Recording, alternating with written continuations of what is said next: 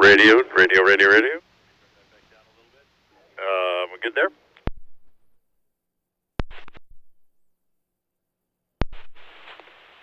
Dawn Tuner, Dawn announced. We'll be ready at 6 a.m., sir, to start fans.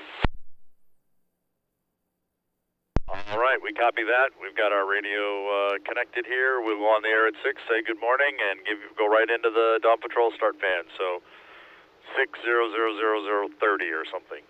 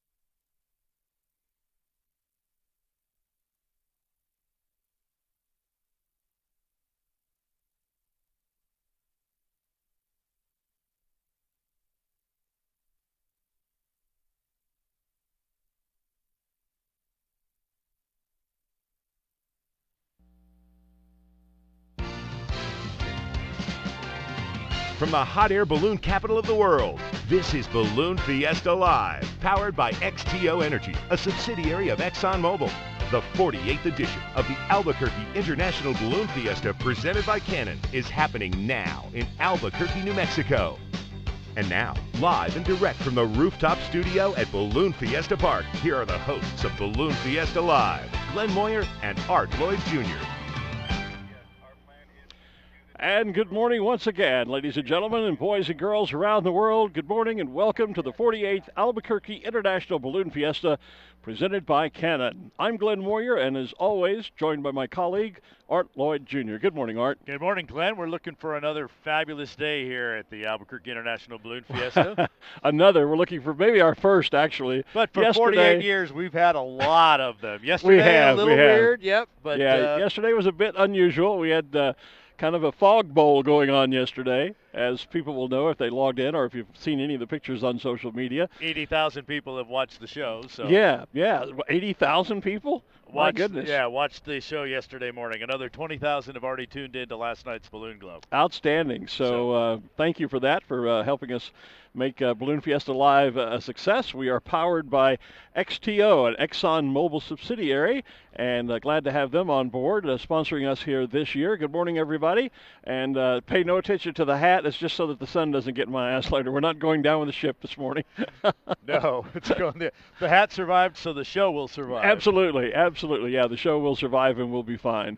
And actually, we're already ready to go with the Dawn Patrol show, so I guess we should maybe move on to that. Take it away, sir. All right. Well, let's indeed begin this morning with the 24th edition of the Dawn Patrol show, brought to you by Route 66 Casino, Hotel, and RV Park.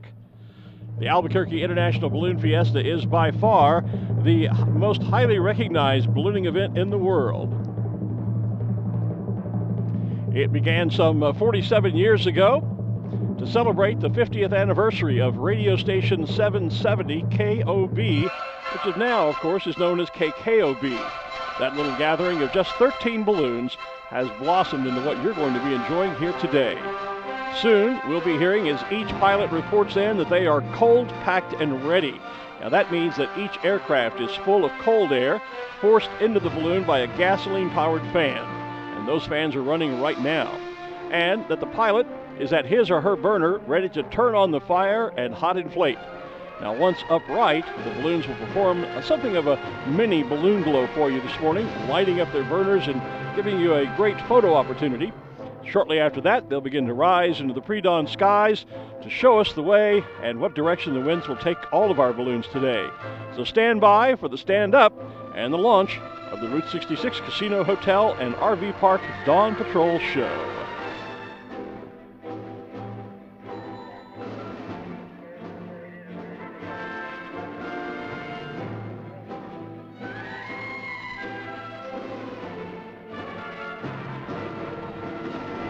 Not yet. We want to hear their.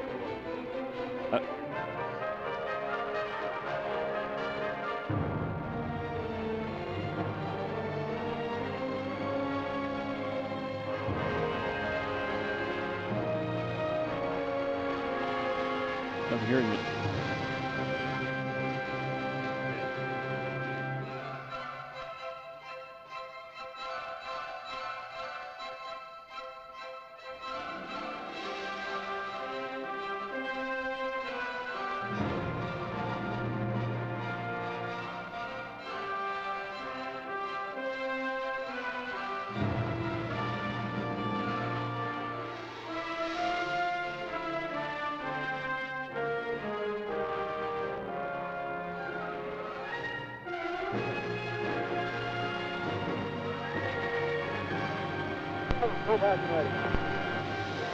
You can tell, of course, we're beginning to hear the balloons report in that they are cold-packed and ready.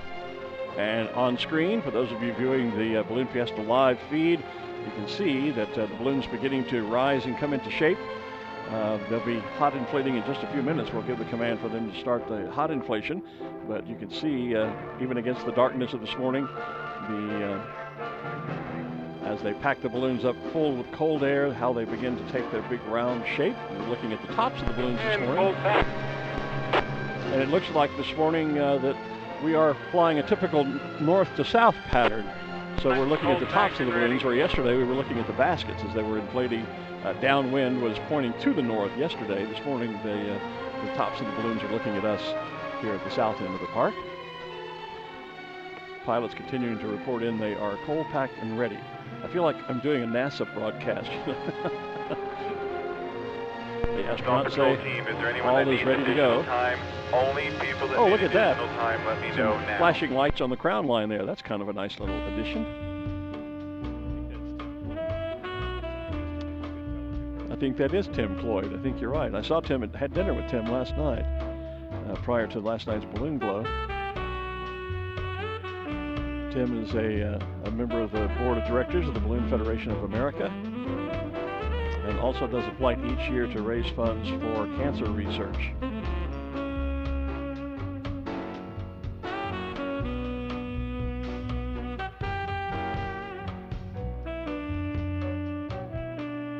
This morning is a memorial flight. Our mass Ascension will be. We'll be talking more about that today, on how the pilots will be remembering lost loved ones on this Sunday morning, a tradition we began here just a few years ago. We'll tell you more about that later in the program this morning.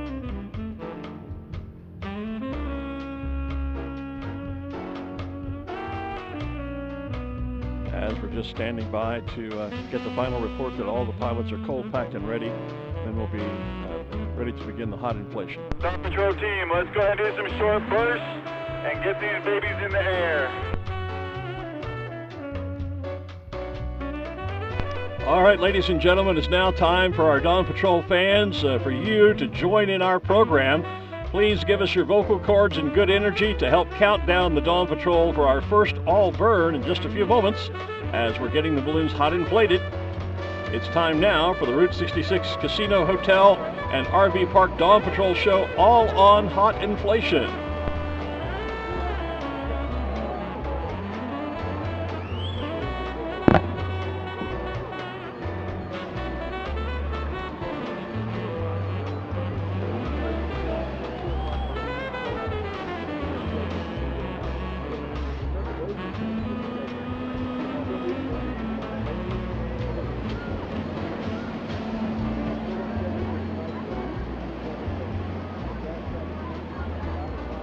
And as the balloons go hot, you can see them all rising into the sky there, or at least rising into the upright position. They're not going into the sky just yet. I'm getting ahead of myself here this morning.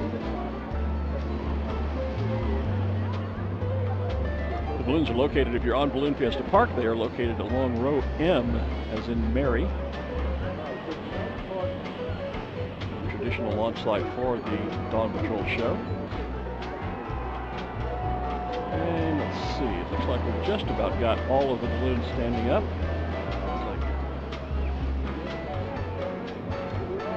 All right, ladies and gentlemen, now it's time for our Dawn Patrol fans here on the field to join in the program. We'd like for you to lend us your vocal cords and your good energy this morning, and let's count down our first Dawn Patrol all burn of the morning. We'll do that in 10, 9, 8, 7, 6, 5, 4, 3, 2, 1. All burn, Dawn Patrol.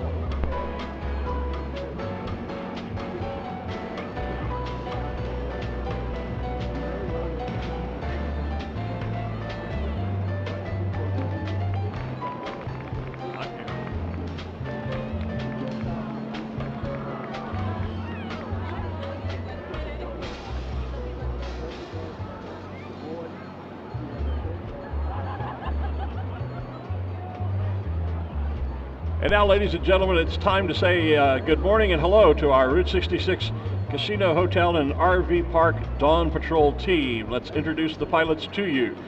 First up is Scott Vesley from Wiley, Texas, flying Lighthouse Business Information Solutions.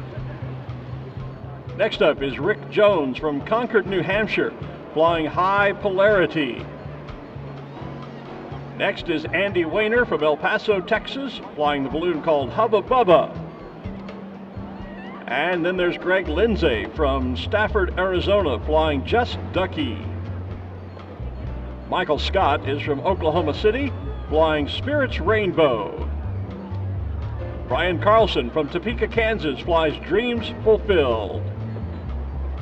Matt Grote from Rio Rancho, New Mexico, flies Jester Unwinds. Dale Ruth from Albuquerque, New Mexico, flies Dawn's Delight. And finally, Tim Cloyd flies Glorious Drifter from Runnels, Iowa. And then finally, Chuck Schick from Bosque Farms, New Mexico, flies the balloon called Brilliant Shadow.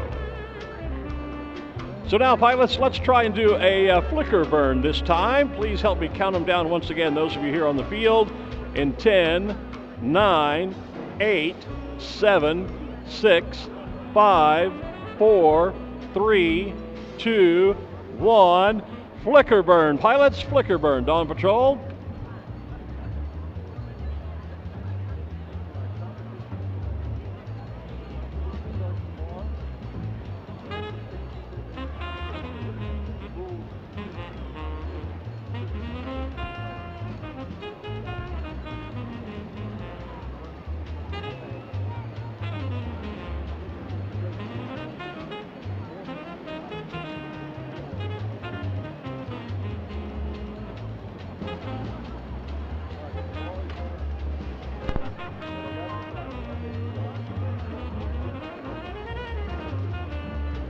By now, the passengers have loaded into the baskets and the pilots and crews are readying their aircraft for their flight this morning.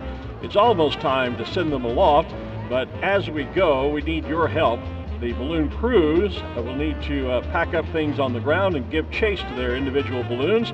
So we ask that you please give them room to move the vehicles, and if asked, please clear a path so they can exit the Balloon Fiesta Park as efficiently as possible.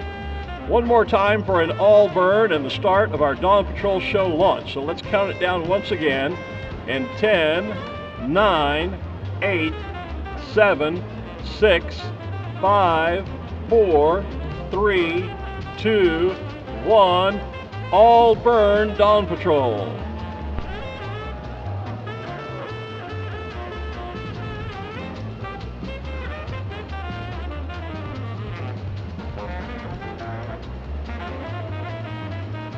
And now let's watch and enjoy as the Dawn Patrol balloons leave the ground and take to our pre-dawn skies this morning, showing us the way for our upcoming mass ascension.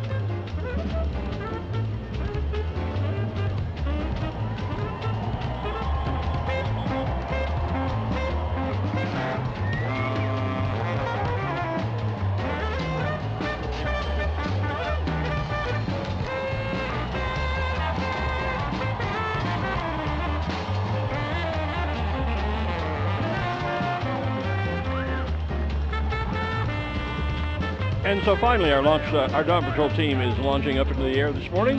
They're being led by our Dawn Patrol leader, Scott Vesley.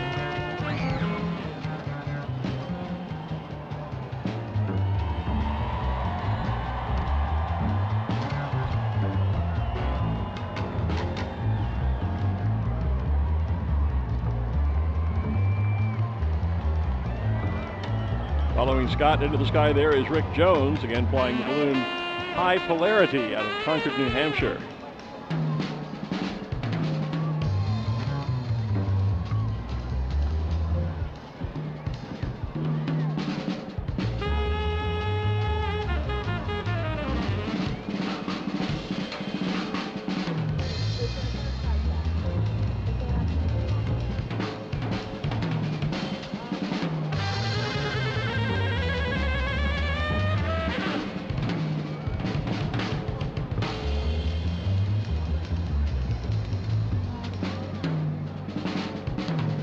Off on the far end to the left, I believe that's Chuck Schick, who's airborne now out of Bosque Farms in Brilliant Shadow.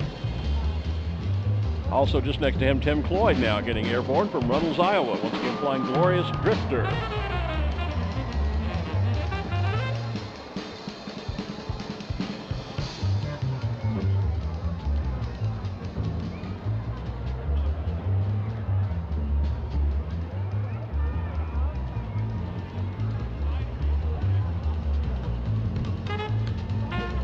Andy Wayner is away now in Hubba Bubba from El Paso, Texas. That's the balloon you see on your screen, those of you watching, in the pink and yellow and blue colors in it. Dale Ruth is also away in Dawn's Delight from Albuquerque, New Mexico. We're launching from both ends of the formation. Dawn 2 to Balloon Meister on about 220, doing 4 knots.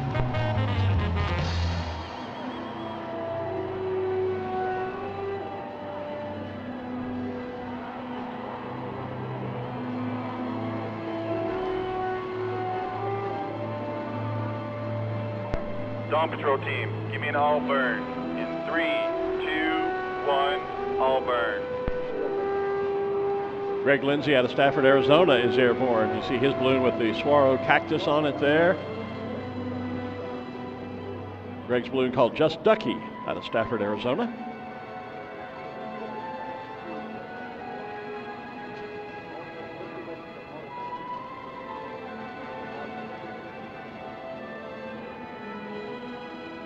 It's quite challenging to fly at Dawn Patrol. Dawn Patrol team, give me a flicker.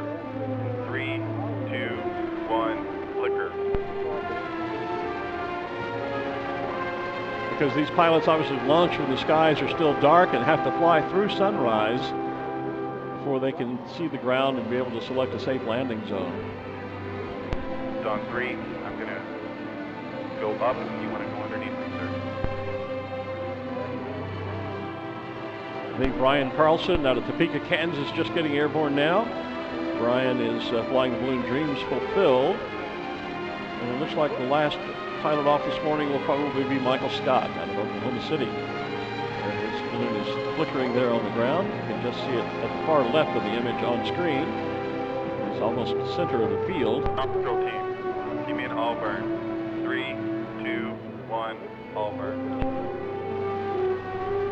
And Michael Scott is aloft now in his balloon, again, Spirit's Rainbow out of Oklahoma City, Oklahoma.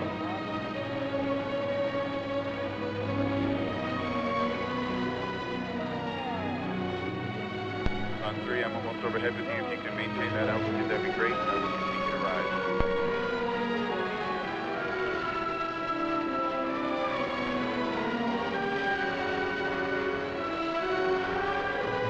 Dawn Patrol team, give me an all burn.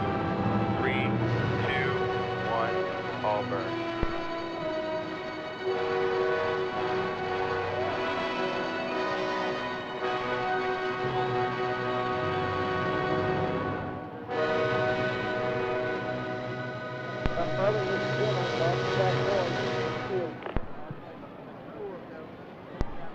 Got you, sir. Nice work. Everybody doing a great job.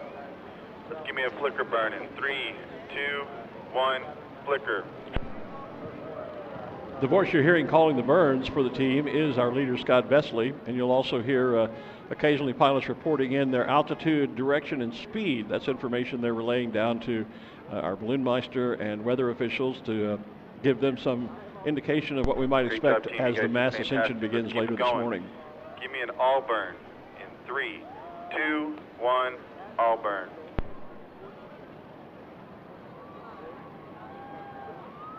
Beautiful images on the Balloon Fiesta Live screens this morning. Our camera guys, our production team. There's the crown line of Tim Lloyd's balloon with those those twinkling party lights running down. The crown line is a rope that runs from the very top of the balloon down to the basket. It's used in inflation and deflation. Otherwise, it really isn't used much for the balloon. Team, give me an all burn in 3, 2, 1, all burn. It helps to control the balloon with a crew person on the end of it. It's sort of like a drag anchor, if you will, a sea anchor almost, with a person standing on the end, helping to stabilize the balloon as it first comes upright when you inflate it. Then it's secured and really isn't used again until time to deflate the balloon. It's not used in flight. Dawn Patrol team, give me a flicker burn. 3, 2, 1, flicker. Some of the team drifting just over the top of our rooftop studio now as we shading the studio lights from our eyes, and we can look up and see the balloon team, especially from Arizona. That is once again Greg Lindsay, who's just above us. The balloon with the yellow and the green and tan desert scene around the bottom of the balloon, and the saguaro cactus around the side. So we're off to an outstanding start for this morning, and with Dawn Patrol up, and that only portends great things coming up for the mass ascension coming Dawn up Patrol team, a little bit later this morning. 3, 2, 1, all burn. And so, ladies and gentlemen, as the Dawn Patrol balloons drift away to enjoy their day, we'd like to give special thanks once again to our sponsor of the show, and that is the Route 66 Casino, Hotel, and RV Park. We'd also like to thank you for being here so early and tuning in online early and being a part of our Picture Perfect show. Great job, team. You guys did fantastic. As always, very impressive. Great job. Let's do another all burn. 3, 2, 1, all burn. And so, Art, with the that final all burn from the Dawn Patrol team, I think that suggests that we are off to a flying start. Doesn't suggest, we are in fact off to a flying start. We are. It looks like we're really set for a brilliant morning, the type of morning we expect here at the Albuquerque International Balloon Fiesta presented by Canon. Well, as you mentioned, we were watching the balloons in Dawn Patrol, and they drifted towards us, but now as we look up, they're starting to drift back to the north, so there is at least a little bit right now of a box up All there. right. So that will mean some wonderful things for flying this morning, keeping balloons around the area, as well as just giving us a really great show. And next up on the schedule of events for the morning as we proceed on toward this morning's mass ascension is our Krispy Kreme balloon glow. And you can see already the Krispy Kreme. This is kind of a mini glow that we do early in the morning with a baker's dozen of balloons, which of course is 13 balloons. Yesterday it was a bit muddled because the Dawn Patrol team couldn't fly. And we did a ground show, which kind of bled over into the Krispy Kreme mini glow. But this morning we don't have that problem. And so you see the Krispy Kreme balloon right there getting inflated on screen. The balloon that is orange and golden orange with yellow. And of course the Krispy Kreme in that picture, that beautiful, hot, juicy, sweet donut on the side.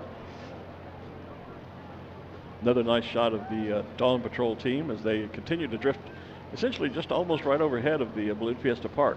We do know that it's supposed to be a very light and variable day today, so yeah, we may have balloons hanging around for quite a while, Art. I think we will. That was the word given to the NOAA weather folks that are doing some experimental drone weather testing and reporting out here as well. So that's the word. We're actually seeing the box, which is, again, as you said, one of the one of the advantages of having Dawn Patrol fly for us, we get an idea. Of course, once the sun comes up, the winds typically change around a little bit, so we always have to wait and see. And even when you're flying a balloon, that happens as well. What was there 1 minute disappears and changes, and you go different directions at different altitudes as well. Of course, we are live on Facebook and on YouTube, as well as balloonfiesta.com. This is Balloon Fiesta Live, powered by XTO, a subsidiary of ExxonMobil. And of course, Balloon Fiesta Live is also on Balloon Fiesta TV, which is being broadcast on channel 28. If you're in the near vicinity of the park itself, you should be able to pick us up on channel 28. And we're replaying our shows on that TV channel as well. We are starting our shows this year at 6 o'clock Mountain Time every morning, regardless of whether the balloons are ready to fly or not. And our evening events are starting at 6:30 Mountain Time again in the evening, so that we can, for those of you who are tuning in across the world, and already over 120,000 of you have checked us out in just one day, thank you very much. So that you know, and you can be there waiting and ready for us when we'll come on the air and keep you up to speed and up to date. Already see lots of great hearts and likes and things like that flashing across our Facebook feed. Already saw from Australia this morning and from Belgium. Lots of folks checking in online with Facebook. We'll attempt to interact with you as we go through the morning and try and answer any questions you throw up there, although with so many of them, it's going to be tough for us to keep that there was speed. There was actually a nice chat room going on Facebook amongst the people viewing. People were asking questions. We had a number of balloon pilots, many of them personal friends of ours that were online as well, and they were actually answering the questions before we could even get to them. And we appreciate that. We do indeed. Yeah, that makes our life a whole lot easier. It's interesting, though. I just did have one comment from a friend asking, you and I were asking the truck to turn the music up on the Dawn Patrol, and one of the comments was, hey, Glenn, can you turn that background music down? We can't hear a word you're saying. So maybe the balance was a little different online from what we were hearing in our headsets this morning. I'm not I got sure. the same report from the stage. So we'll continue to adjust there. Yeah, it is a live show, folks. So there are going to be those little technical glitches sometimes. So a couple of moments ago on the screen there, you saw a pilot's briefing taking place. That was the guys standing on top of the tower with some lights there. That is pilot's briefing. All the pilots that are here required to attend pilot's briefing. That takes place at 6 o'clock every single morning. And so that is taking place while they're also watching the Dawn Patrol folks, and our Krispy Kreme Glow folks are standing their balloons up as well. There's Morgan Chando in his yellow with orange and black lightning bolts going through it. Of course, we've seen the Krispy Kreme balloons standing up already. We'll have 13 if everyone has an opportunity to stand their balloon up for our Krispy Kreme Glow. Krispy Kreme's, of course, the famous donuts, and when you get donuts, you get them in a baker's dozen. At least here at Balloon Fiesta we do. And so there are 13 of them, which just happens to coincide with the number of balloons that were at the very first Balloon Fiesta back in 1972. As you may have heard Glen mention in Dawn Patrol's show, there was this celebration of a local radio station. And can you bring a balloon or two out? Sid Cutter said, yeah, I think I can get some. So he got commitments from 21 people to bring their balloons out. Due to some weather and transportation issues of the balloons, 13 of them actually made it.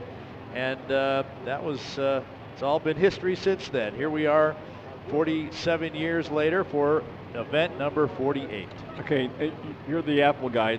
Tell me again, how do I get the comments up on my iPad? Tap that video. All right, tap the video. Without moving your screen around. Okay.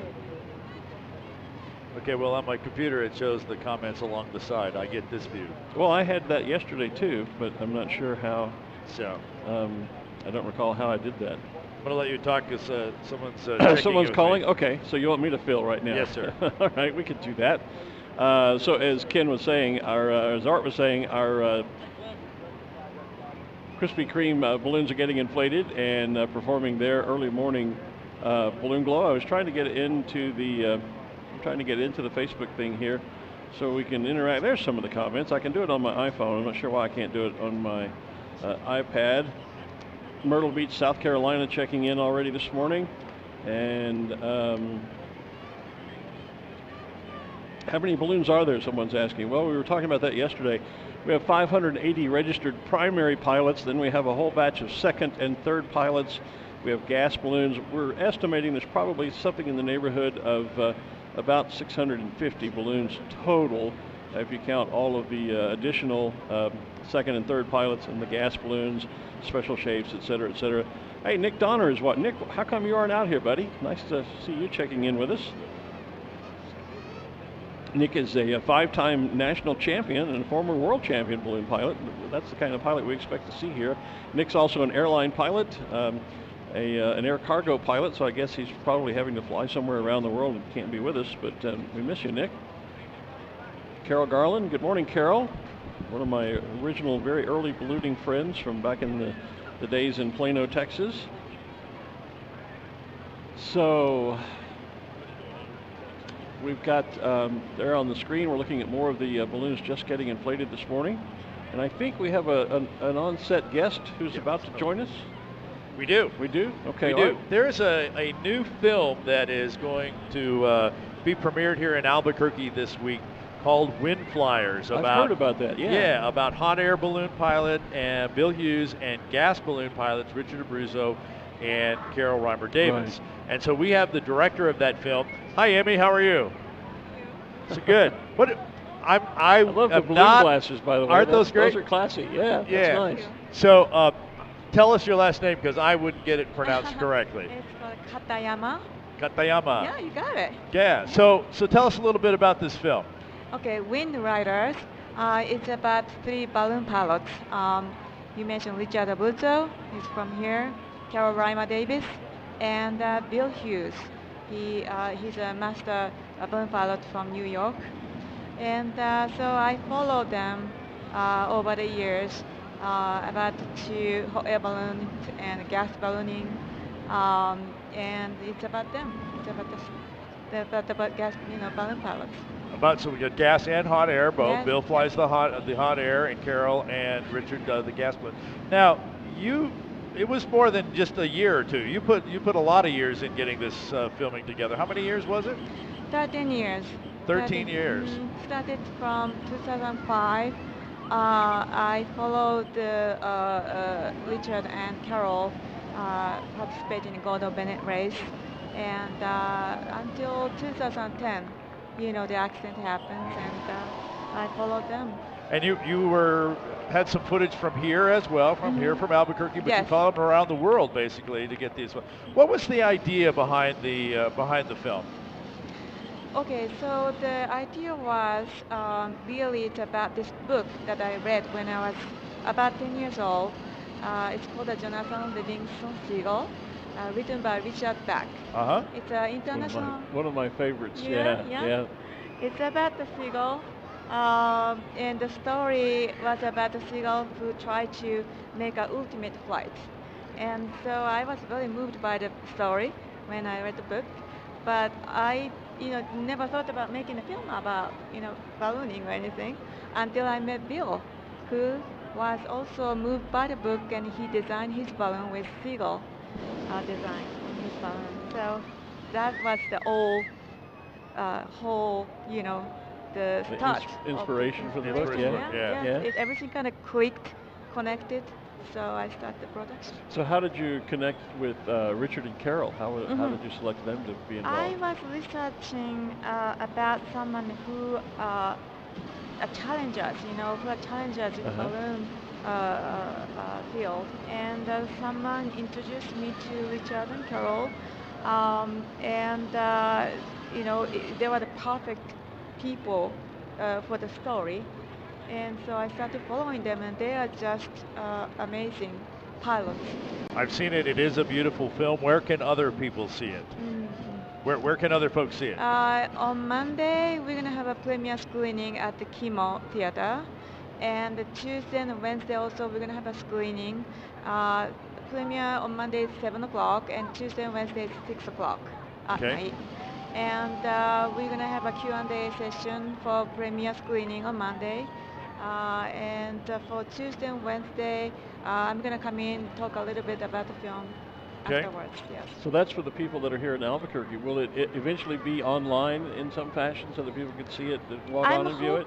I'm hoping so, because I received a number of requests. Where can I see it? Right. You know, all the ballooning communities seem to be very interested in this film because there is no film like this. So if you have a way to distribute this film, get in touch with Emmy. That's the way you'd love to get the film out for other folks to see, and I think it would be a great thing to do. Well, great. Like I said, I've seen the film. I love it. I would encourage everyone to see it. Again, you can check it out at the Chemo the next couple of days, and I think you're also going to show it at the Balloon Museum later in the week. Yes, from Friday to Sunday at 3:30 in the afternoon. It's gonna be. They have a small theater. It's about 40 seats. Yes. But they do have additional screening there as well. All right, Emmy, thanks for joining us here. Thank you so Congratulations on a very nice film, and we'll talk to you again later this morning about it. Thank All right, you. thank you. Thank you, Emmy. I've not seen the film, so I'm intrigued by that. I know Bill Hughes, and of course I do Richard and Carol as well. And I think probably we'll have maybe Bill join us in a little while. But so I'm excited to see that. It sounds like an interesting film project. So we have moved our National Anthem and Balloon of the Day up until 6:45 this morning. Oh, okay. So that's why, So we're we're already getting close to that, and we can already see a number of there's our Krispy Kremes, and it looks like our Rainbow Riders starting to inflate out there too. Can't quite tell yet. Can't quite tell. Might be. And so do we know who is Cannon Balloon of the Day again today? Or no, today is the XTO Day? XTO Balloon of the Day. And we're the Balloon of the Day. We are the Balloon of the Day. Outstanding. And I believe we're going to have a camera in one of those balloons, so we'll be able to see that launch. In fact, I see the XT. Yep, I think both XTO balloons are standing. Yep, they are both standing up. There's the shot. So the red one with the black, gray, and white is As Time Flies. That's Tristan McLean who's flying that one for us. John Bolger and his partner are flying the yellow one with the paint drippings coming down the side, or what appears to be the multicolor paint drippings down the side. So they'll both go out of here with the American flags with our national anthem this morning, which should be performed by the Air Force Academy Band. Oh, outstanding. Good morning, Trevor Laswell. Trevor is checking in on Facebook, where we're checking occasionally. We can interact with folks there. All the way from South Hadley, Massachusetts. That's a long way away. Colby Jones is watching as always. Colby is one of the regulars that we always see here. Hi, Mac. Mac Cannon is online this morning. And Deb Schweikert is viewing. A lot of my friends are checking in this morning. It's always good to see folks that can't be here. Missoula, Montana. Good morning, Maureen. How much does it cost to put let me see if I could read the rest of that question. How much While you're looking cost? at that, the red, white, and blue balloon that we just saw light up right in the center of our screen, that's Keith Lutz with High Maintenance 2, part of our Krispy Kreme Glow. Yeah, her question was, how much does it cost to put a hot air balloon in flight? You'll get a lot of different answers to that question. I mean, an out-of-pocket expense, you're going to spend, you're going to burn maybe between 15 and 30 gallons of fuel, and fuel at a couple of bucks a gallon, so do the math, $30 to $60 maybe, but then you have the gas in the chase vehicle. A lot of pilots buy breakfast for their crew afterwards. Or at least provide snacks and water and things to drink as well. Yeah, and if you're doing, a lot of times if you're doing a passenger flight, you'll have champagne after the flight. But if you get into, if you're the type that amortizes out the actual cost with all of the insurance and the inflator fans and the radios and all of the ancillary equipment that goes along, I think most pilots will tell you it's about $300 an hour to operate a balloon. But as I say, if you ask 100 balloon pilots, you'll get 100 different answers. It's there you go. Hard question. You might get 120 different answers you from might. those 100 pilots. Some will change their mind mid-course, yeah. Hey, the other thing that is happening this year is America's Challenge Gas Balloon Race. That's right. Originally scheduled for last night, but the weather downrange, because remember, America's Challenge is a distance race. So we look at weather not only where we're launching, like we do for hot air balloons, but for the gas balloons, we're also looking as to what is the weather downrange by the time the balloons get there. And that was going to be a little bit of an issue, so we have delayed the launch of America's Challenge till potentially today. There is another briefing coming up at noon. And our reporter, Ruth Lind, who also happens to be in charge of the America's Challenge Command Center, is now talking with the safety officer of America's Challenge, Wally Book. So, Ruth, take it away. Thank you. Yes, I'm here with Wally Book, who is the safety officer for the America's Challenge gas balloon race. Wally, tell us some of the unique safety concerns that will be happening in the America's Challenge that are different from hot air safety concerns. Well, probably, Ruth, the biggest thing, the most important thing is that these pilots are considering a 2-day, a 3-day, and sometimes even longer flight. And obviously the race is run on a distance situation, and they have to spend 2 or 3 nights in the balloon, so their equipment requirements are quite a bit more extensive than what we look for in hot air. Hot air, the flight is going to be an hour and a half, a couple of hours, and those instruments are those items, and there aren't as many items as there are. We, as far as safety people, we want to check to make sure that the pilots, the gas race pilots, have at least there are 10 items that are required to be a part of their system. And we want to check those and make sure that they have them, and part of it has to do, obviously, with them being able to win the race, to be able to stay up for 3 days. Definitely, and you are so good at making sure all that happens. I know sometimes the spectators are a little bit confused that they can't walk right up to the gas balloons while they're inflating, and that's critically important. Tell us why. Well, so hydrogen is an interesting element, and it's what we use to inflate those balloons. And hydrogen itself is not inherently dangerous unless a series of events take place. And certainly when the gas is flowing from the trucks into the balloons would be one of the most critical times that we really need to observe and make sure there aren't any leaks, and make sure that there aren't any sources of electricity that could possibly ignite the hydrogen. It's really very, very safe, but we don't want to get complacent about it. We want to be extremely careful about sources of electricity when the gas is flowing. That's great. Thank you so much, Wally, and we really appreciate all your help in keeping the gas balloon event as safe as it can be. Thank you very much, Ruth. Back to you, Glenn and Art. So we're looking forward to hearing more about that. Again, there is a briefing at noon today where we'll get the next update on the launch of the America's Challenge gas balloon race. I was talking last night with some of the officials, and it wasn't 100% go, but it certainly wasn't 100% no-go. So we'll know a whole lot more later this afternoon, and we're planning on bringing you that live on Balloon Fiesta Live when it happens.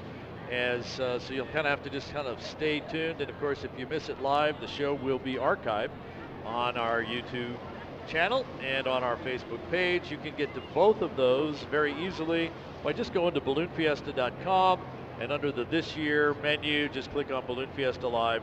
All of our shows from 2 years ago, last year, and of course all the ones we've done so far this year are available through balloonfiesta.com. I can tell we're getting closer to sunrise because it's getting colder. Yep. You know, the temperature always drops just a few degrees just prior to sunrise, and what a beautiful sight that is as we look off to the east with the Sandia Mountains and the sunrise coming up behind them, and the Sandia silhouetted against the lighter sky to the east there. It's really quite a dramatic sight, much prettier actually in person than what it is on the cameras, because the cameras tend to make things even lighter. Look at the crowd around the balloon of the day. That's Tristan in one of the XTO balloons there. Look at the crowd around there.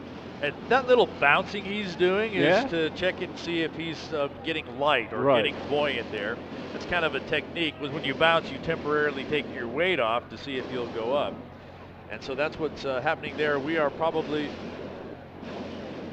I think we're about a minute away from our national anthem.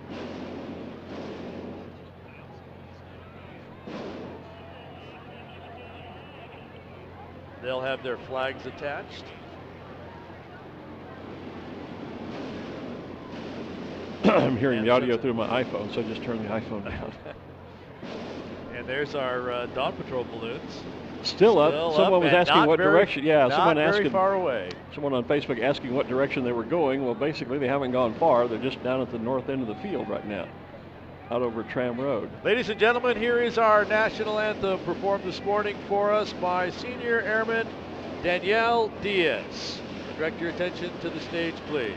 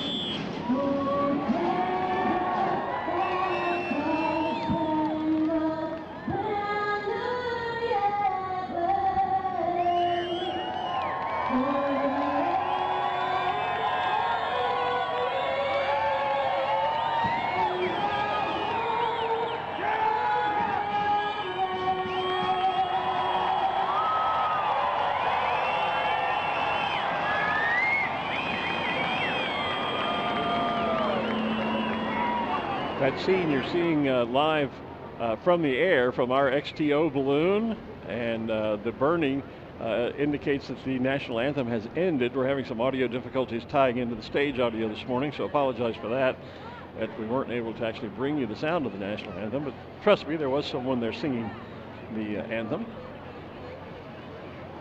And we do have our balloon cam up in the balloon. We did, right, you can see that. So we saw the from one XTO balloon to the other, and we'll have hopefully some great shots of the just everything from the air, so you get an idea of what it feels like up in the air. And so they are, I believe I just heard the command to give it's okay to go cold. With the ride operators, the Rainbow Riders balloons, yep.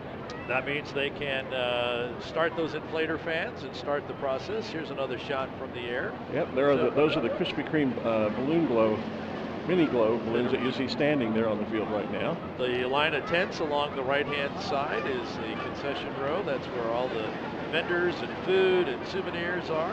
Yep, and you can see that's the Dawn Patrol balloons that are still in the air off to in the distance there at the top of the screen. They're just out over Tram Road to the north of Balloon Fiesta Park, and possibly just out over the Indian Reservation, the Sandia Reservation there just north of us. Back here on the field, the Farmers Insurance balloon, blown by Rod Baca. Jeff Duff is flying the orange and yellow one. If that balloon were to turn around, we would see the Krispy Kreme banner. We would, on it. yes. We saw it early this morning when it was cold inflating. Yeah.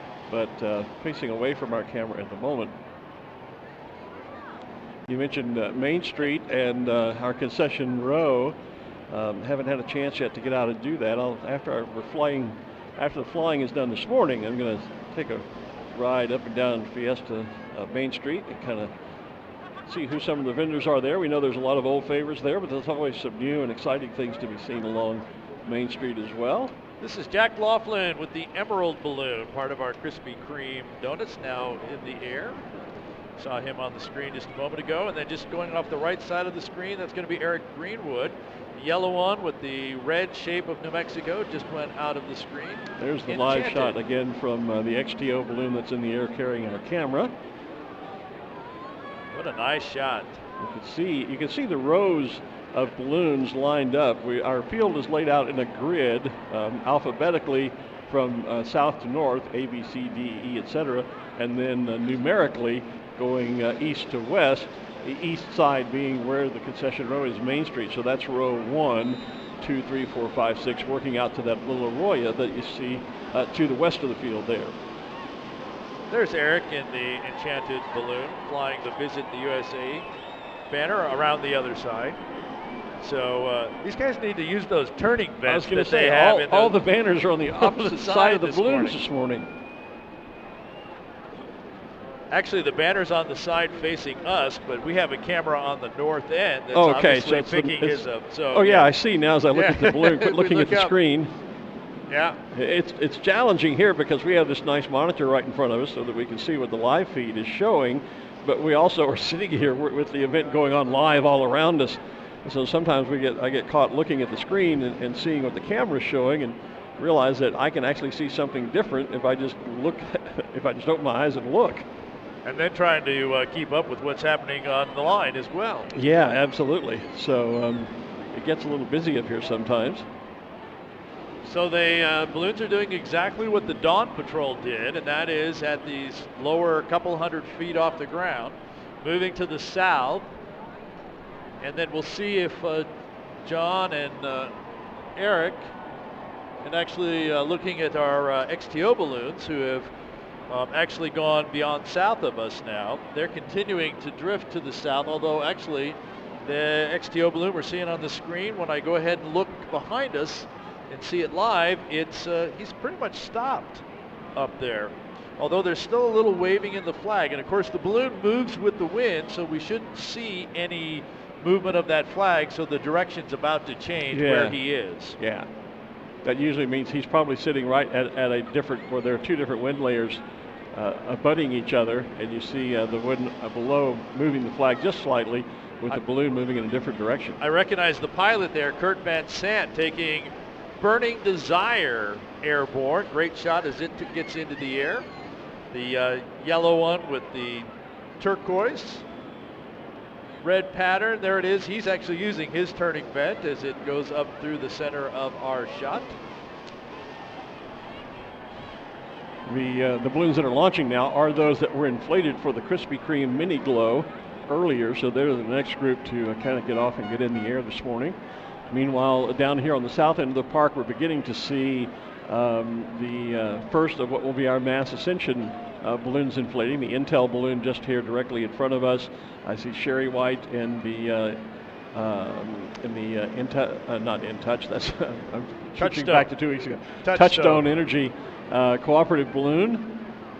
And look at that shot from our balloon cam. Looking down, there's the XTO balloon. You see the other balloons taking off. You get a nice shot of the entire field. And he's actually almost just above us because there's the Intel balloon right at the bottom left corner of the shot, and we're just not too far in front of that. Well, they're starting to drift back. We talked about the box. Right. It looks like you have to go up about 500 feet or so to get the box coming back. Okay. Maybe a little bit higher. I rarely wear baseball caps. I should explain that, but I was commenting yesterday about how the sun got in my eyes late in the day, and so several folks commented last night and said, be sure you have a cap in the morning. And so I do, but now I can't look up and see it's darned if you do and darned if you don't. I can't look up and see what's happening above us because I can't see through my cap. A moment ago, we saw Kurt Van Sant go off. The balloon that just went off is Lori Van Sant, his wife. So husband and wife flying their matching balloons off. That's a beautiful balloon right center screen there. I've not seen that before. Is that new? You're the expert at the spotting chart there. Let's see if we can't figure out who that is.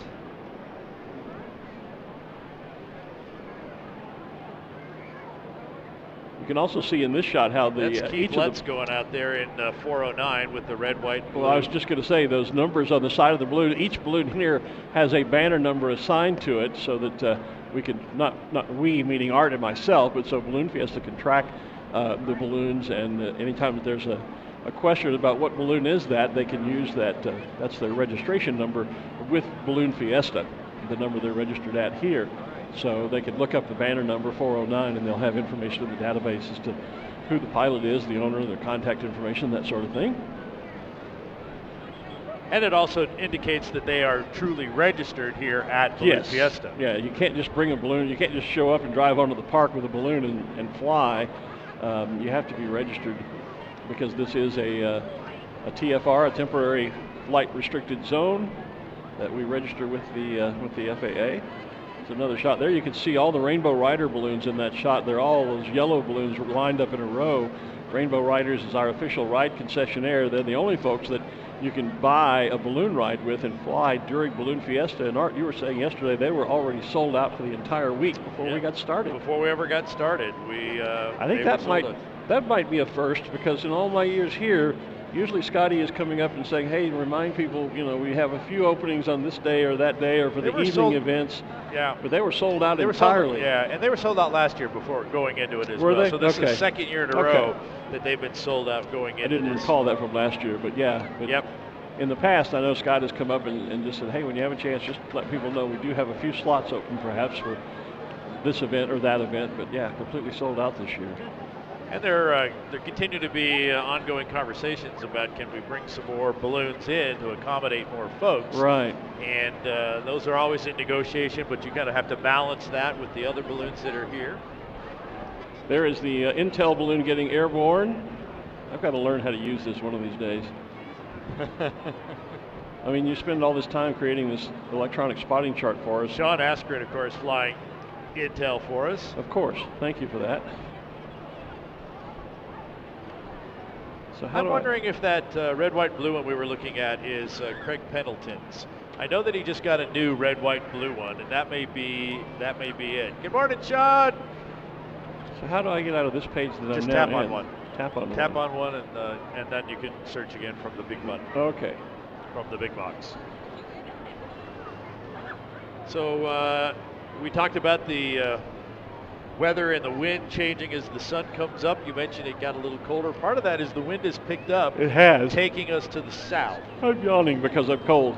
Sorry. But looking overhead, I can see both of our XTO balloons directly overhead. So as we talked about, getting up about 600-700 feet, you do drift very slowly back towards the north.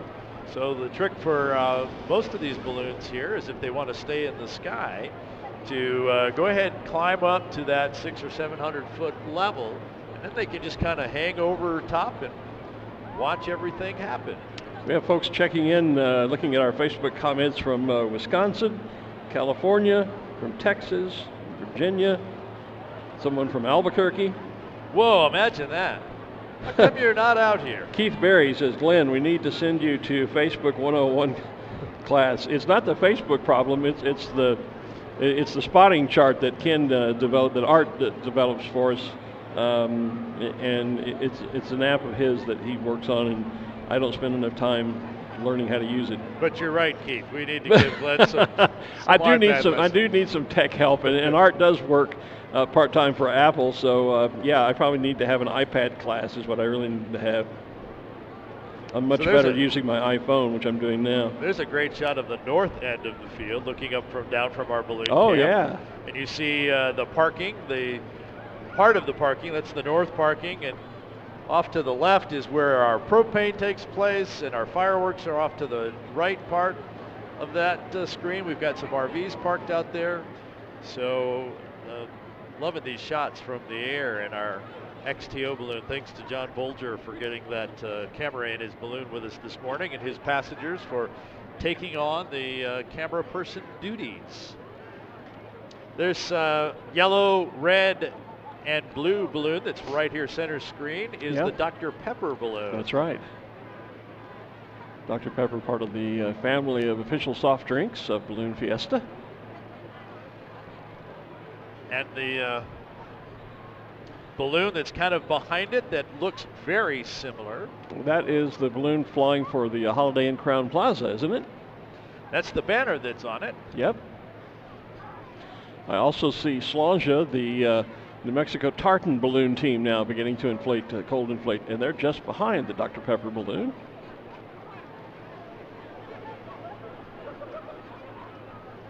There goes Sherry White. There's XTO on the screen. Down here on the field, Sherry White is taking Touchstone Energy airborne. She is. Sherry is the immediate past president of the Balloon Federation of America, and quite possibly this may be her last hot air flight here, because if gas launches, if the America's Challenge balloon launches, then she will be flying in the America's Challenge race with Mark Sullivan and so they may be gone from Fiesta for a few days.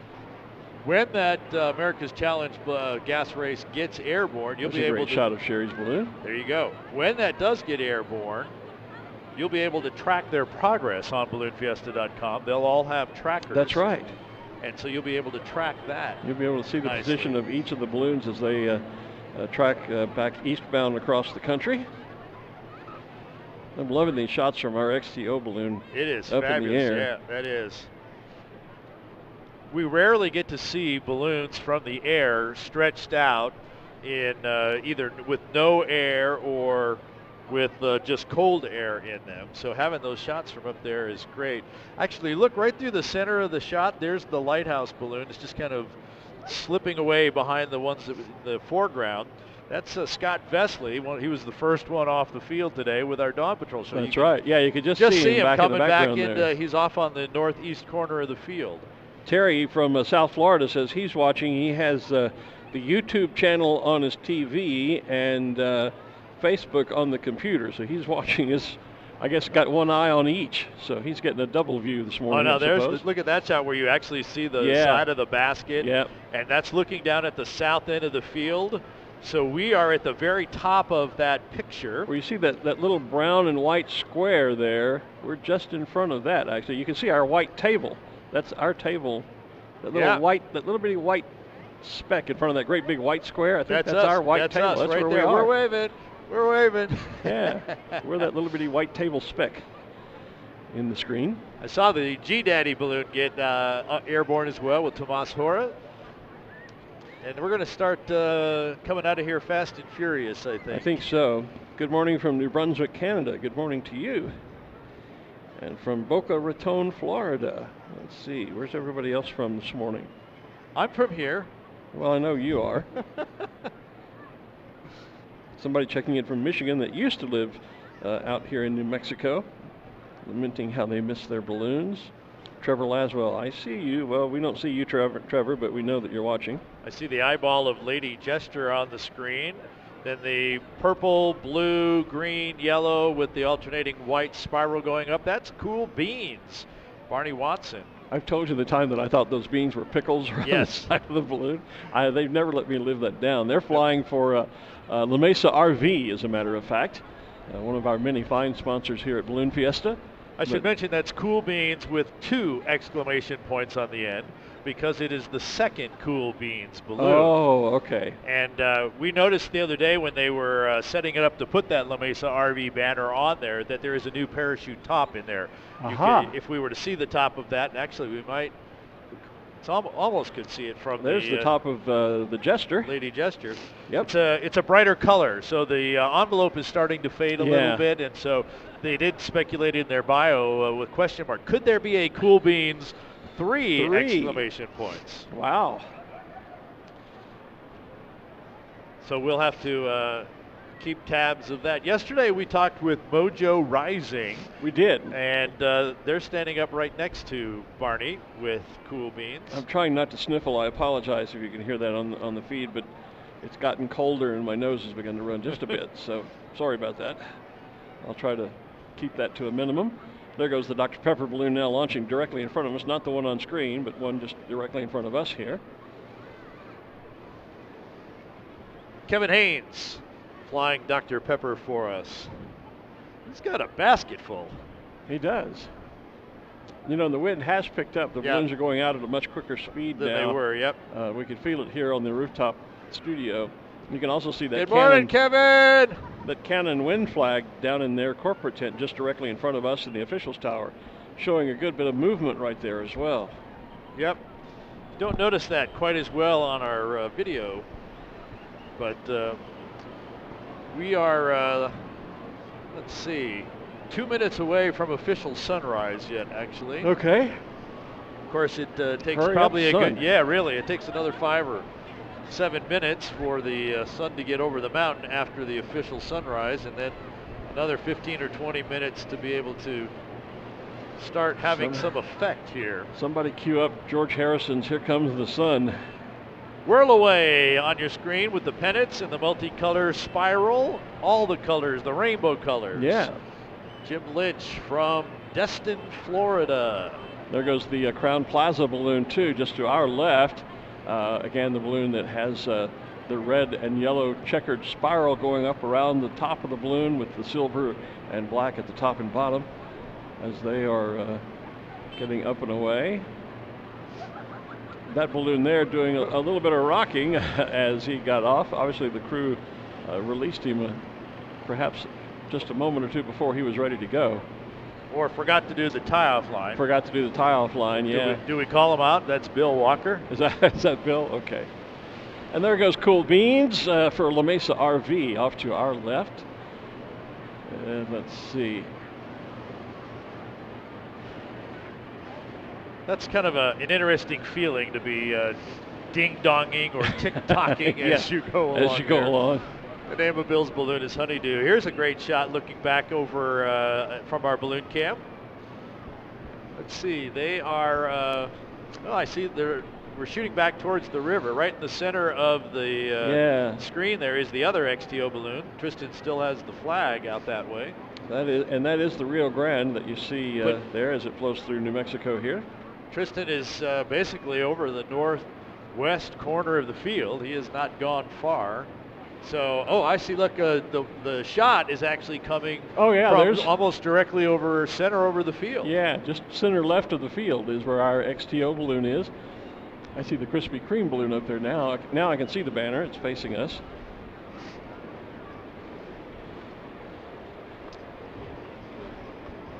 The red top, parachute top here with the rest of the yellow around it, that's going to be the Zia balloon.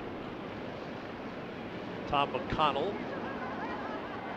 But isn't that, right here for, like I said, about the first 300 feet, there's a quick layer. There is, yeah. But then you get up and it's just nice and calm. But that could be, just some strong drainage wind this morning out of the canyon. I think that's exactly what it is.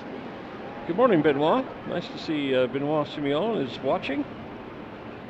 And Linda, I'll let you answer this one. Linda Saletri is asking, how do they do the tick-tocking? Well, go ahead. So it's all yours. So there's a couple of ways to do that. One, as the balloon takes off, the crew gives a huge shove to the basket, and it'll start that swinging. Usually you don't get quite that much of that going on. The more typical reason for that is all the balloons are using tie-offs, so they're tied from the basket to the truck, and they'll put enough hot air in, heat in there to actually get the balloon lifting off, and they forget to release that tie-off line. So the envelope is moving forward, the basket has to stop. When they pop the tie-off line loose, then the basket has to catch up with the balloon, but it actually swings beyond it.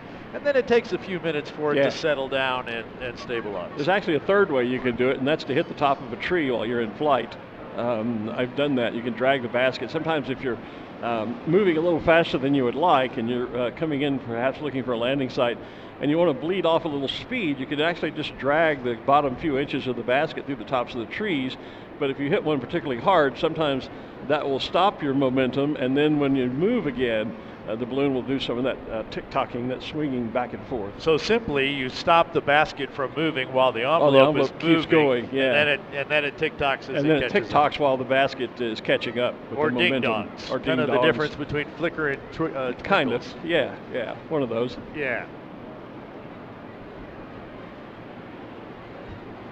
Yes, Burr. You can hear we can hear at least the roar of the crowd as certain balloons get airborne where their fans are. Occasionally you hear this loud cheer go up in different sections of the field. There we are, directly overhead, looking down. There's the row of rainbow riders. Look at the all the animals from Longleat. So over on the far left side of the screen. Oh, what a great shot. There's Wes the wolf. There is Cymbaloo the lion. There is Tall Steve. There's Puddles and Splash. In some order. And that's the brand new guinea pig. I've forgotten the guinea pig's name, but that just made its debut at Longleat just a few weeks ago over in England at the Sky Safari. And there is the cheetah and there is the koala. So there's 1, 2, 3, 4, 5, 6, 7. 8 special shapes that Andrew Holly has brought to us. On the far left, next to West, could you pick out which one that one was? I could not. No. I couldn't either. So, there it is. Yep. It's the Panther balloon. See it right there? I see it right there. Left? Yep, we see the just to the left of the screen. That's the Panther. So that's actually 9 special shapes, all lined up. Yeah, there's a shot of it again. See now. You can see his golden eyes against the black. That's that beautiful black cat Panther balloon. And then next to it is one of looks like the either a Cannon balloon or a Wells Fargo balloon with no air in it yet, just stretched out. Where was the Panther balloon yesterday when I needed a balloon for Catter Day? You know, I needed that for Twitter yesterday. There you go. That's an awesome shot. Ruth Lind has cornered someone down there. Ruth, who you got?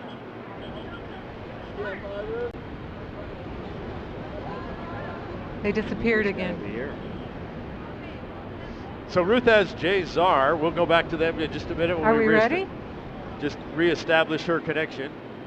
Jay Czar, former past president, or a past president. I guess you're past president. You're always former. I guess you are. I can now, but you were cutting out, so I didn't know I had nothing. So Ruth Lind has Jay Czar. I think maybe we're hearing Ruth now. Ruth, do you hear us? I do, and I'm here this morning with Jay Czar. Jay is the immediate past president of Balloon Fiesta, and he also, in his role on the board of directors, serves on the BARC committee. Tell us about the BARC committee, Jay. Fortunately, there's not very many balloonists that know about BARC, but BARC is the Violation and Rules Committee. And so anytime there's any violation of the rules, this committee meets and there's an investigation. It's very detailed. And the purpose of the committee is to make sure that this is a safe event, and that we make sure that all the balloonists know that there are strict rules that need to be adhered to. And so penalties can be everything from just a warning to permanent, somebody being permanently banned from the Balloon Fiesta in the future. And so that's how seriously we take it. Sometimes police reports are involved. We have a committee of veteran balloonists. The chair of our committee is actually a member of the state Supreme Court and also a balloonist. And so it's, once again, very detailed. And there are interviews that take place, and sometimes it can take even a month or so after the Balloon Fiesta is over to resolve some of these issues. Now, are you primarily investigating Balloon Fiesta rule violations or FAA violations? Both. And so, of course, FAA handles their own violations, but we take those seriously too. So we look at the FAA violations and rules here. And it can be as simple as not using the fan properly, or not having a fan attended, or not flying at a high enough altitude in certain areas. Just a wide array of rules. And once again, the vast majority of balloonists fly very, very safe. And every now and then there's a few problems. And there's some balloonists that don't get to fly very often. And so they're a little rusty. And sometimes they just need a reminder. And so that's really what we try to do. We try to keep it very positive. Well, that's certainly a very important role that you play, and thank you so much for your work on this committee, Jay. Thank you very much. Appreciate it. Back to you guys. Thank you, Ruth. Who knew? There's rules? Rules. We have rules? We have lots of rules. Oh, my God. There's an entire rule book. Maybe that's why I've been up here talking for 30 years and not down there flying. The basket going right through the picture, the corner of the picture there. That's the Zia balloon with Tom McConnell coming right over the top of our rooftop studio. And just getting airborne, if we can pan to the right just a tad, you can see the beautiful Dragon balloon. There it is, just on the right of the screen. That is my good friend Meg Skelton, and her balloon is called Maharani. This is her 6th year here. She's out of Castle Rock, Colorado, and Meg and I have kind of a running joke where we introduce ourselves to each other each time we see her. So, hi Meg, I'm Glen Moyer. I don't think she can hear this morning, but she's done a lot of writing for the magazine. She's a top women's competitor, competes at the Women's Nationals and Women's World Championships. So good to see Maharani, that beautiful Dragon balloon. And right in the background of her, there's our XTO balloon, yep. Still carrying the flag, coming back along the west side of the field. I'm sorry, go ahead. Well, I was just going to say, so that box is definitely working here. Very, well, not very, but fairly quick right here at the low level. go up high, you go back to the north, and actually just a little bit higher, kind of in between there, it's a slower level to the south. While we were listening to Ruth and Jay, I saw a number of the Rainbow Riders balloons take off. So we're actually seeing now balloons from the south end and again from the middle of the field being able to take off. The field is big enough that we can launch from 2 different spots on the field as we work our way from one end to the other. Back in the old days, we used to launch in waves where we started up here on row A and went A all the way back down to Z or whatever the last letter is, and then started back at the front and went A all the way back down again.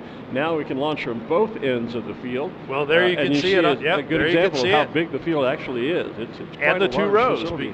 So you've got the ones all the way at the top of the screen where we are. Right. And then they're inflated. Then there's some waiting to inflate. Then you get that next row, couple of rows that are inflated, and more on the far north end waiting again. Yep.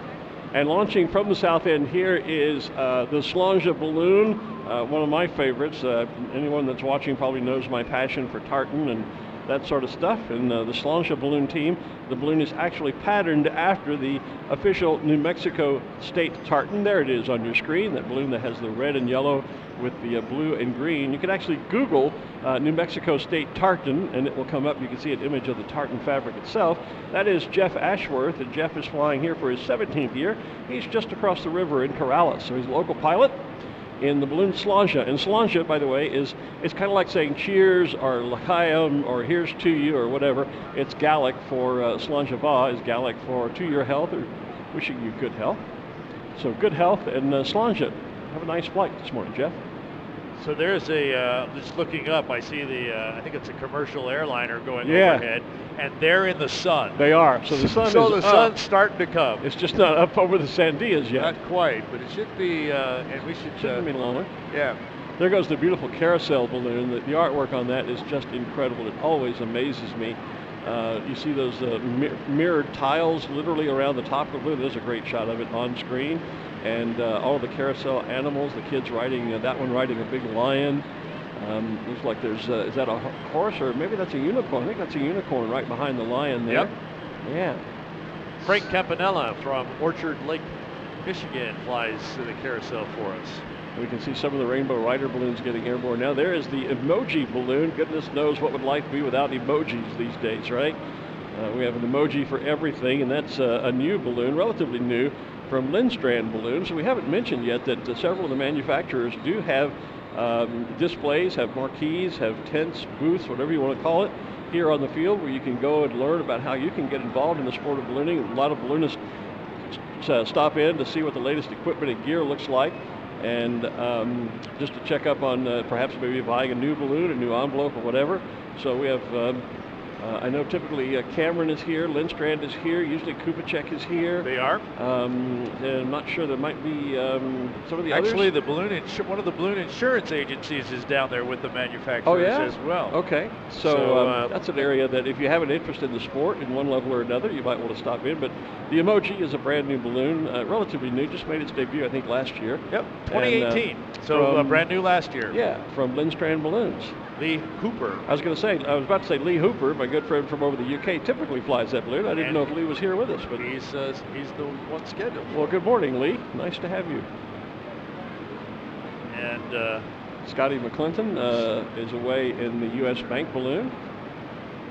Red, white, and blue. I just saw a shot of almost matching balloons that we had. They're kind of a light teal with kind of a chain link pattern going around. Right. We just had that shot, and there are 2 of them that are almost exactly alike, although the shape is different. Well, one is a racer, and one is what we call a round balloon. There they are right there. So I was exactly where I was going to point that out. Oh, okay. So sorry. On the left is the regular shaped balloon, and then what we start seeing is for competition, we start seeing more of the racer balloons, as you called it, on the right-hand side. The idea behind that is that the more cylindrical or racer balloon, because it has less area on top and at the bottom, it can go up and down faster without distorting the shape of the balloon. Right. So our competitors will tend to fly those kinds of balloons. We'll see a lot of those starting tomorrow as we move into the competition versus the just mass ascension days that we're in the middle of this morning. Well, and they're called racers because they were initially developed for competitive pilots who do fly. Their style of flying in national and world level competition is much different from what we enjoy here at Fiesta. They tend to fly, they ascend and descend very rapidly to get the balloon into different moving airflows and get change of direction. And that's what those balloons were initially designed for. So they were called racers. But nowadays they're becoming an increasingly popular sport balloon because they're lighter weight, they're more maneuverable, they're just a lot more fun to fly. And a lot of pilots, as they're moving on to their second or third balloon, they're moving away from the traditional teardrop shape and moving more toward the racer. I know Lindstrand Balloons and Cameron both, that I've spoken with them, are selling racers now just as sport balloons. You're right. A number of the non-competitive, non-competitive pilots is what I mean by that. Yes, a number of the folks are here in town are talking more about. Yeah, let's look for another balloon, and they're looking for those racers as well. So as we continue to watch from our balloon cam here as well in the XTO balloon, we're starting to see more of the sun coming up. I can start to see the pattern coming this way. The sun is moving this way, so it's climbing up. And the wind has changed direction. It has. Yeah, other than this one layer, this is definitely going to turn into a light variable day. It was going to the southeast, now it's going to the southwest, right at the ground, although you only got to get a couple hundred feet and you go south. And looking up, straight up above us, people going to the north, people going to the south. So once you get about 400 or 500 feet up in the air, you can kind of just hang there. Kind of go where you want to. Almost. Or nowhere. Or nowhere, yeah. Yeah. Speaking of going nowhere, I'm just kidding. Billy Broker is up away now. Billy is away in the city of Plano Balloon. Plano, Texas hosts its own very fine balloon event. We just celebrated, you and I were there for the 40th In Touch Credit Union Plano Balloon Festival, and Bill Broker, one of the movers and shakers of the ballooning community there now. Billy started in ballooning when he was just a kid. That's where I started in ballooning, and I remember Billy was just a young man when he first got started. Rich Lawhorn also getting airborne in Humpty Dumpty. Humpty Dumpty sitting on his brick wall. You can see around the bottom of the balloon, those of you here on the field. A couple more of our Rainbow Riders, and Johnny Petrin getting the cannon balloon set up. There's Humpty Dumpty. There's Humpty. You can see the brick wall that he's sitting on and his eggshell white top. And hopefully Humpty will not have a great fall today. Today is a special memorial flight. I know we're going to talk about that at some point this morning. I'm not sure if you have that planned for a specific time in the process today, Art, or not, but we're going to try and hit the what tends to be a short delay between the first and second wave. If we can work that in. We can talk about that a bit. We're looking, Pilots are remembering loved ones who have passed away in memorial flight that we have began doing just a few years ago when we lost Cindy Petrin, who was one of our official photographers and balloonist and part of the Petrin family, who are kind of the royalty. If there is royalty in ballooning, the Petrin family certainly would qualify. So that was Peter Procopio flying Koshari, the balloon we just saw on the screen there. Here's another shot from our balloon cam up in one of the XTO balloons here. Hey, this is a good time to tell you that you're watching Balloon Fiesta Live, powered by XTO, an Exxon Mobil subsidiary. Watching us on Facebook, on YouTube, on balloonfiesta.com, and if you're around the park, you're watching us on Channel 28. Channel 28, Balloon Fiesta TV. I'm Art Lloyd Jr. along with Glen Moyer. We want to make sure that you know who we are, because people keep asking us who we are. And I ask myself that all the time. Who are you again? Glenn has been here this is his 30th year of doing this. I've been volunteering here this long, but I've only been up here on the announce stand. This is my year number 6. Well, I started in 1990 when with the original voice of Balloon Fiesta, and that was our good friend Tom Rutherford. And Tommy and I worked together here for 25 years till he retired, and then we had some on-field auditions, and Art stepped in, and Art and I have very similar backgrounds, all the way down to the fact that we both played musical instruments, both played brass instruments in band in elementary and high school, and I played on through university, and I ended up with a music education degree. Did you? Mine. I didn't do that, but we ended up, I actually went to college on a debating scholarship. And there's the shot looking straight out from our balloon camp. Yeah, I keep in touch with my old professor, Mary Alice Baker, on Facebook, and we both have broadcasting backgrounds in radio and television. We both have ballooning backgrounds, so we're kind of like brothers from another mother. There you go. And the sun is starting to hit the balloons at the upper altitudes yes, now. It is. So you can see it's going to warm up here. It is. Yeah, it's still down below the Sandias to our east. The Sandia is that beautiful mountain range just to the east of Albuquerque that really sets off this area geographically. And unfortunately, though, it does take a while for the sun to get up over it in the early morning hours. Helps create the conditions that allow us to have this box wind exactly. that we've been talking about. Between the high mountain on our east and the river valley off to the west of where we are, it just is a big valley.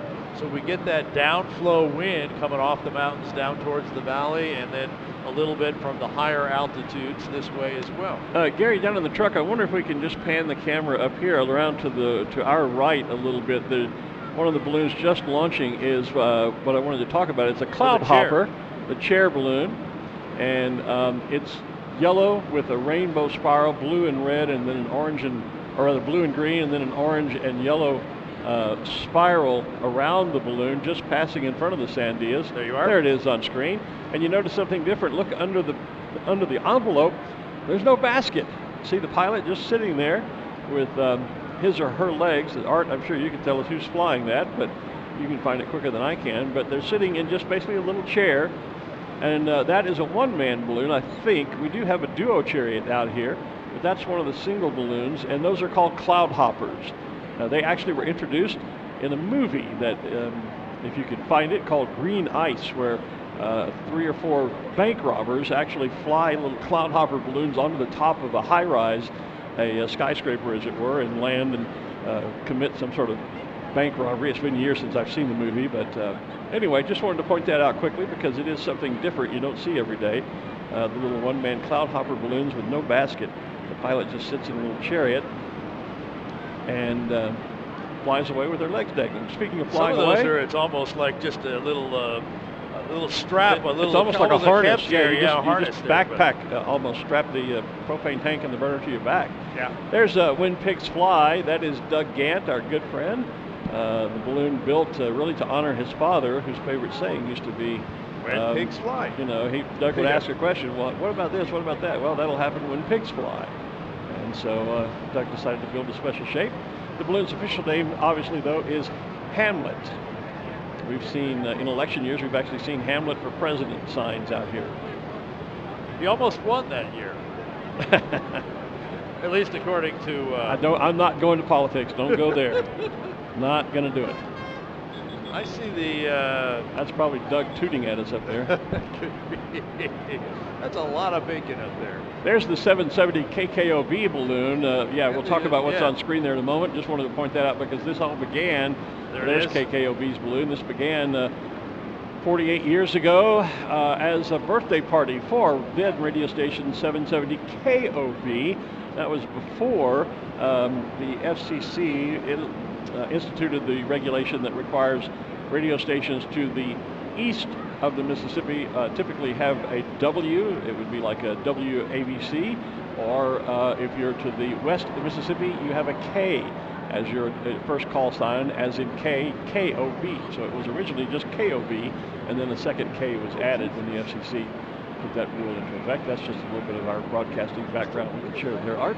So I saw the Redeemer statue up there, which There it is again, which I wasn't expecting this year. I didn't know we were bringing it back this year.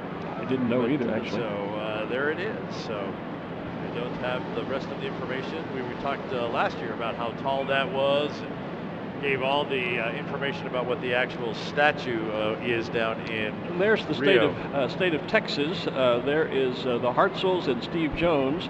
The Hartzels in the 3 Texas racer balloons, the royal blue balloons, the white stars, the checkered banners around top and bottom. That would be Joe and Rhett and Lucas, thank you, Joe's other son.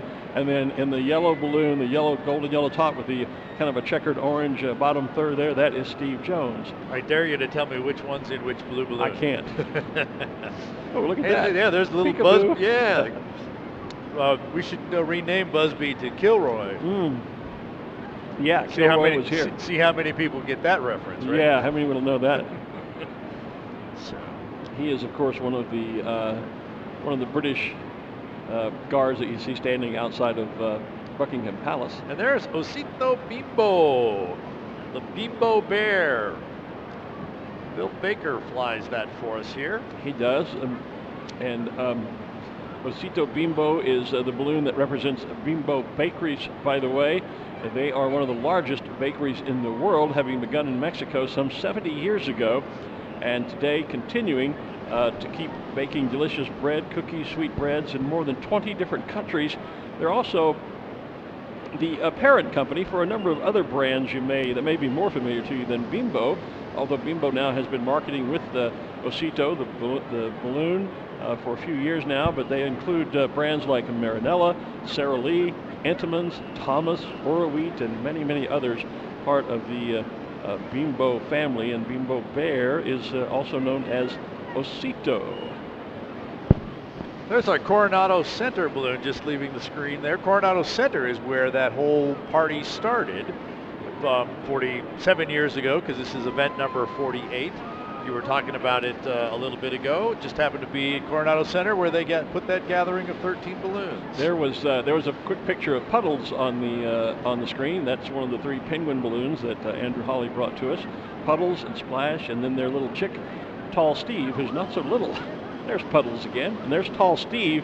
Just that balloon that's launching. He'll clear out of the view in just a moment. You'll see there's Tall Steve coming into view, and he is a tall balloon. Andrew Hawley is flying Tall Steve.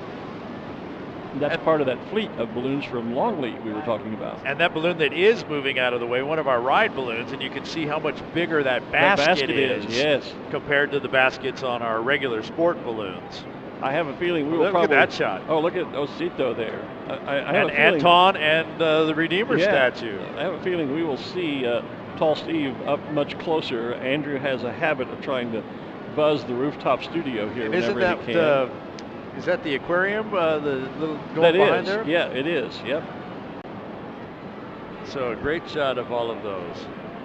And the sun now is coming up over the Sandias, because now you can begin to see the sun lighting the balloons that are here on the ground, that are all standing and waiting their turn to launch. So we're beginning to see sunlight now on the ground. Our officials tower is nicely in the sun. We're still a bit in the shade because we have a building that we're on top of, and it has a slightly high-rise roof next to us. We're on a balcony here on the rooftop studio. So it takes a bit longer for the sun to actually get to us, but it is certainly lighting up the field out in front of us. There go the Hartzell family, Rhett, Lucas, and Father Joe Hartzell. Joe is a 5-time national champion, past world champion. Rhett Hartzell just won the national championship again this year. That is I believe it's his 3rd national championship. The event held out in the west, up in Nebraska. Rhett is also a past world champion, and we can see Pat Fogue there now in the ITS, the IMTS balloon. What is that? International Manufacturing Technology something? Yeah. I should know that. But at any rate, Pat's here in the IMTS balloon. So now that the sun has managed to hit the field here, look what's happened to our wind direction. It's changed again. It has slowed down. It has gotten a more turn to the west. Yep. Still southwest. But we still have a nice box. The balloon's climbing up and moving back. Our balloon's down on the surface, launching and moving, as Art says, more to the west. They're moving kind of northeast to southwest now, but as they climb just a few hundred feet, they do get a nice box back across the top of the field. And there's many altitudes where you can just park up there as well. And just sit and wait. Yeah. So I've seen a number of balloons come back around for the 3rd or 4th time. Out there to the west, there's Krispy Kreme's, who's come by at least a couple of times. Our XDO balloon with with Tristan McLean was back over here behind us again, so he's come around 2 or 3 times. There is the brand new Bass Pro Shops balloon getting airborne, and I had the pleasure of having dinner with the pilot and crew chief and the marketing rep from Bass Pro last night down in Sponsor Hospitality prior to our balloon glow, and very excited to have them here. Bass Pro also owns Cabela's, by the way, and our chairs. I was sharing with the marketing lady last night that we enjoy these wonderful chairs that are Cabela's brand. I think they're hunting blind chairs, are they? Is that what you were saying? Yeah, the idea is they're designed for you to carry them into a blind for your hunting, and so they are rugged, they are weatherproof, all of that great stuff, and comfortable. They're comfortable. That's the most important part. We're up here sometimes for 4 hours at a time, just sitting and talking, and and doing that in just a folding chair or one of those plastic lawn chairs or something, it really isn't very comfortable. So, but these are outstanding, and I was really telling her how much we enjoy these chairs. But that's a brand new balloon for them, and so we're glad to have Bass Pro Shops here. The black one with the space patterns all over it, that's called the Journey. Mike Gonzalez from Rio Rancho. Oh, see, I thought you were talking about the Pink Floyd balloon that's also up. Gary Moore. He's not on the screen. I see what you're talking about on the screen, but Gary Moore is up in Time Machine, which always reminds me of one of the, it was a cover of a Pink Floyd album from some years ago. Ken Drawn is airborne in his balloon. Ken's a good friend of ours from the great state of North Carolina. Bright yellow balloon with interlocking red and blue diamonds in the center. Ken, the lower right of the... There he is, lower right of the screen. And Ken and Ruth Lynn both do a lot of work with a great charity that's connected to NASCAR out in North Carolina. They go out to a camp for kids there with the balloons, and for the life of me, I can't remember now the name of the camp, and I should.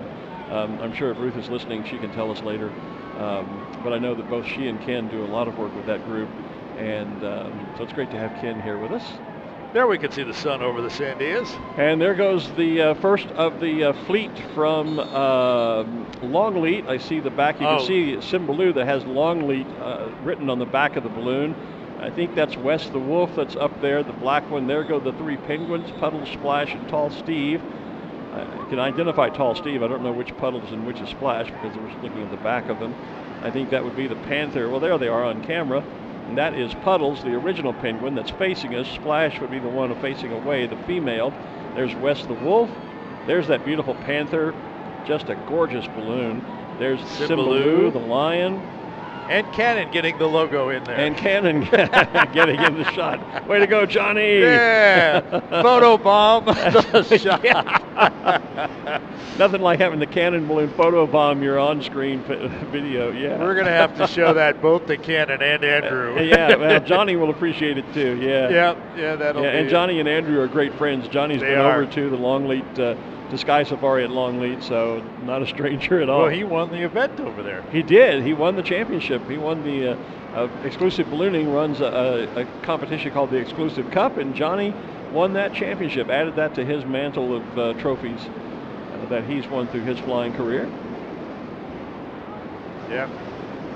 There goes the Cheetah, a bit away from the rest of the family, but he and Busby are just side by side there.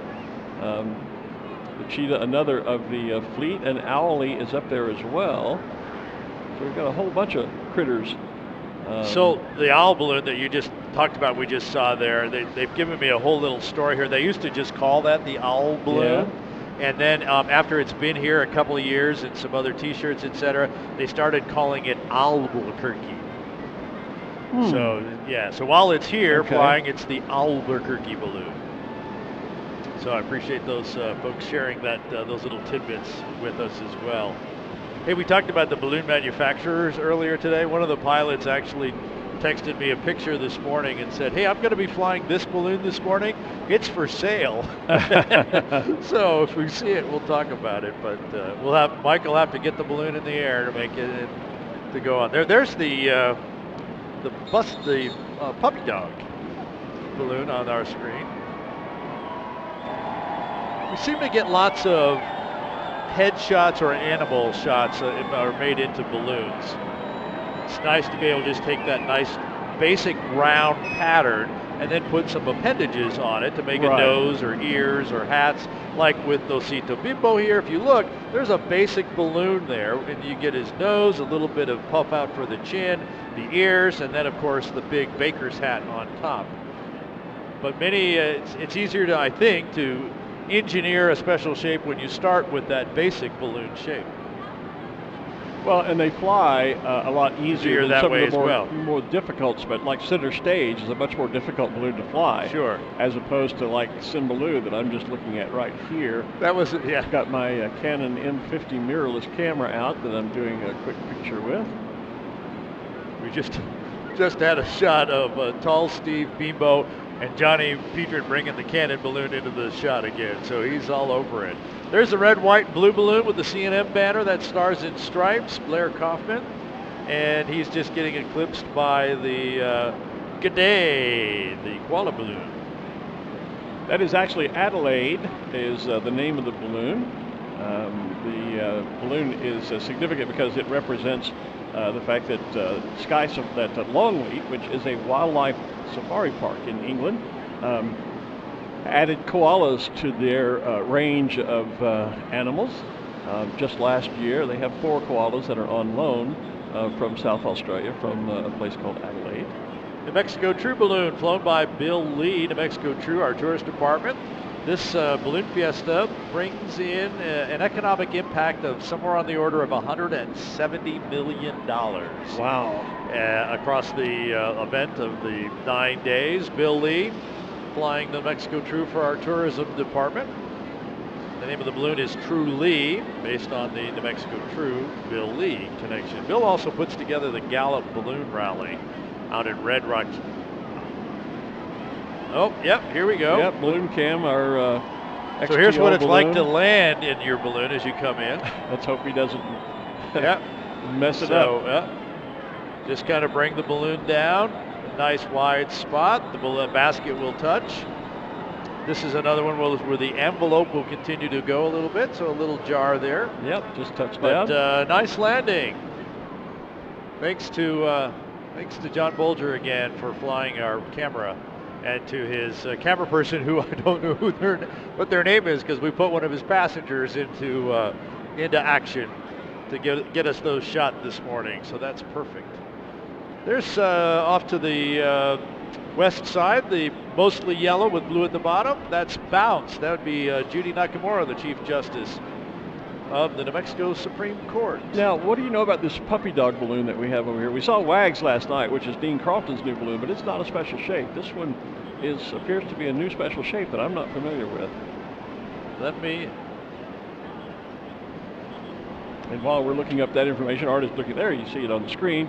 Art's going to check for that, and it's a good time for us to remind you that you are watching Balloon Fiesta Live, powered by XTO, which is a subsidiary of Exxon Mobil, and we're glad to have them as a sponsor. And I should say again, pay no attention to the hat. The fact is, it's just, I was at the Titanic experience in Belfast just last month, so just I have the Balloon Fiesta Live hat. Yeah, I know you do. Yeah. I don't usually wear caps, but I did because of the sun in my eyes yesterday. So. And because it's cool, I zipped up my jacket so you can see it. So the puppy dog is Buster the Bulldog. Okay, actually. cool. Paul Burrows from, you should know this, Bristol, United Kingdom. Well, I've not seen the balloon over there, so. Yeah, you learn something new every day you're out here at Balloon Fiesta. There goes the Redeemer. Nice shot of it on the screen. And just looking around, they just launched from down on the north end. I see center stage, the special shaped balloon, of course, with Beth Wright-Smith on board as pilot. Will be launching here shortly. There goes Orv Olivier in his balloon with all the children holding hands from around the world. Getting launched from the center of the shape, and I think we have another special guest here on the tower. We got the head man here, we got Henry the Rosenbaum, bosses here. One of our mini bosses. Yeah, good morning. Glen, hey, Henry. Good morning, Henry. How's things going? It looks like a great day up there. This is a Chamber Commerce Day. Isn't it? Can you believe this? Yeah. This is so fabulous. Especially after yesterday. Yesterday was a fantastic day. We were able to inflate the balloons. But to have everybody fly today, and we've got a box forming, after everybody launches, you're going to have the balloons landing back on the field later. It's going to be fantastic. This is what we come to Fiesta for. It is. Really, this is Fiesta, what we're seeing today. It is just that. We can't wait every year to come back, and hopefully we can have 9 days of this kind of flying. But it's, well, that storm came through on Friday, and that's what kind of gave us the fog and stuff, the kind of the remnants of that yesterday. But what I'm looking at from my amateur reading here, it looks like the rest of the week should be great. Is that? It does. The rest of the week looks fantastic. Hopefully we'll get the gas balloons launched this evening, if not tomorrow evening. And we're ready for 8 more days of this kind of weather. Now, you've been flying balloons for a long time. You and I palled around the country for a few years. Yes, we have. But this is your first time out as Balloon Meister here. How did that all come about? It is. Just, working my several years as a safety officer. And then when Sam stepped up and took the director of operations, it left that vacancy open. And Sam and I communicated, and I told Sam I'd like a chance to come out here and be the Balloon Meister, and here I am, and I'm excited to be here. So what kind of stress and pressure that comes with that job? It is a lot, especially yesterday. Making that call, when to open the field, and then when to close the field. Right. Those are your stressful days, but I've got a team. It's not me doing all this. And, sure. You're sitting over here looking at our backs as we make our decisions from that south tower. And it's that team of meteorologists and other safety officials and the landowners, the launch directors. Everybody comes together and we make an informed decision. And then ultimately, I'm going to be that voice and give that word out. Right. Hey, I brought y'all a gift. So as you know, there's many balloon pins out there, but this is the first year of me being the Balloon Meister, and there's the Balloon Meister pin. Well, thank you very much, sir. And we also have our announcer pins, and so thank you. As well as Balloon Fiesta Live pins. Oh, yes. Yeah, I'll just dig into the pocket here as well. While you're doing that, I want to give a shout out to all the folks out there that can't be here, but what you're bringing to them is the second best thing. So hopefully it's going to encourage them to book their trip to be here next year. There's a lot of them online. We see a lot of that online, yeah. and we see a lot of people who say they've been here before and can't wait to come back. Yes. There is the, let's see, where's the camera? The camera shots go. There is the Balloon Fiesta Live pin. Okay, we do have those as well. And, thank you. You have the 2 announcer pins there as well. So. All right, thank you very much. And I'm going to give a shout out to my family and all my friends that are back in Virginia and around the country and around the world. So wish you were here, but we're having a great time. And we still got a couple hours to launch balloons and put them back on the ground. You bet. Just a few more days, too. Yes. Yeah, we've got still a week to go. Great activity. All right. Thank you, guys. Thanks Henry, for having us. Thanks for coming by. All right. Appreciate it. Thank you. Okay. Good to see you, my friend. Henry Rosenbaum, the Balloon Meister here, the guy calling all the balloon operations. He gets to be the voice, as he said, with the team here of we're going, we're not going, you're doing this, you're not doing that, types of things. And then the pilots put the balloons up. And yeah, as more of them are getting into the sky and are taking that advantage of that box wind pattern, they are starting to hang right over the top of the field. So we've got a great crowd on the field. We've got a great number of balloons in the sky. We still have quite a few yet to inflate and to get airborne. But it is that picture perfect day here. Picture perfect, of course, being the theme of this, the 48th Albuquerque International Balloon Fiesta presented by Canon. Absolutely. Look at that shot with all the balloons. I was just taking on the ground, in the air. That's from our. That's going to be from our north camera. Right. I see another one of those little hoppers. It's. You can see it's smaller. It's got a purple top and then kind of orange middle, yellow going down. It's off to the right. Just to the right of that is the yellow and blue. So if you look left of that, so that's one of those 2-seater hoppers. That's the duo chariot we were talking about. Right. Yeah. And then the yellow and blue one that we see there, that's my friends Barbara and Peter. I can't tell, or that's Stefan and Sabrina. I can't tell from this angle because there's 2 identical or almost identical ones. Just as we were talking with Henry about people watching online and hopefully making plans to come out here, I'm just looking at Marissa Kirk-Dean says, definitely on my bucket list. Absolutely breathtaking. You guys are doing a great job. Well, thank you for that. It's easy for us to sound good when we have this kind of a show going on. All we have to do is, we're just really background white noise at this point. The balloons are the show, and it is, as Henry said, it's a Chamber of Commerce morning. This is exactly why we come to Fiesta for days like this. And fortunately, most days here are like this. We do have the odd day where, like yesterday with the fog, and we've had cases where sometimes we do have rain very occasionally, and famously one year woke up pilots woke up and it was snowing outside. What? I still remember that. I do too. It's snowing, and so yeah, the call to me was go back to bed. Go back to bed. It's snowing. Yeah. So, but most days are just like this. This is part of the reason why New Mexico is known as the land of enchantment, because on a day like today, it truly is an enchanting place to be. So the black sheep, George Airy from Brazil, bringing the black sheep to us. Another one of the shapes that's been here for at least a few years. The balloon was actually built back in 2015, so it's a 4-year-old balloon already. Wow, it doesn't seem like it. No, it doesn't. Jamie Greer, we can't wait for you to come out and see it as well.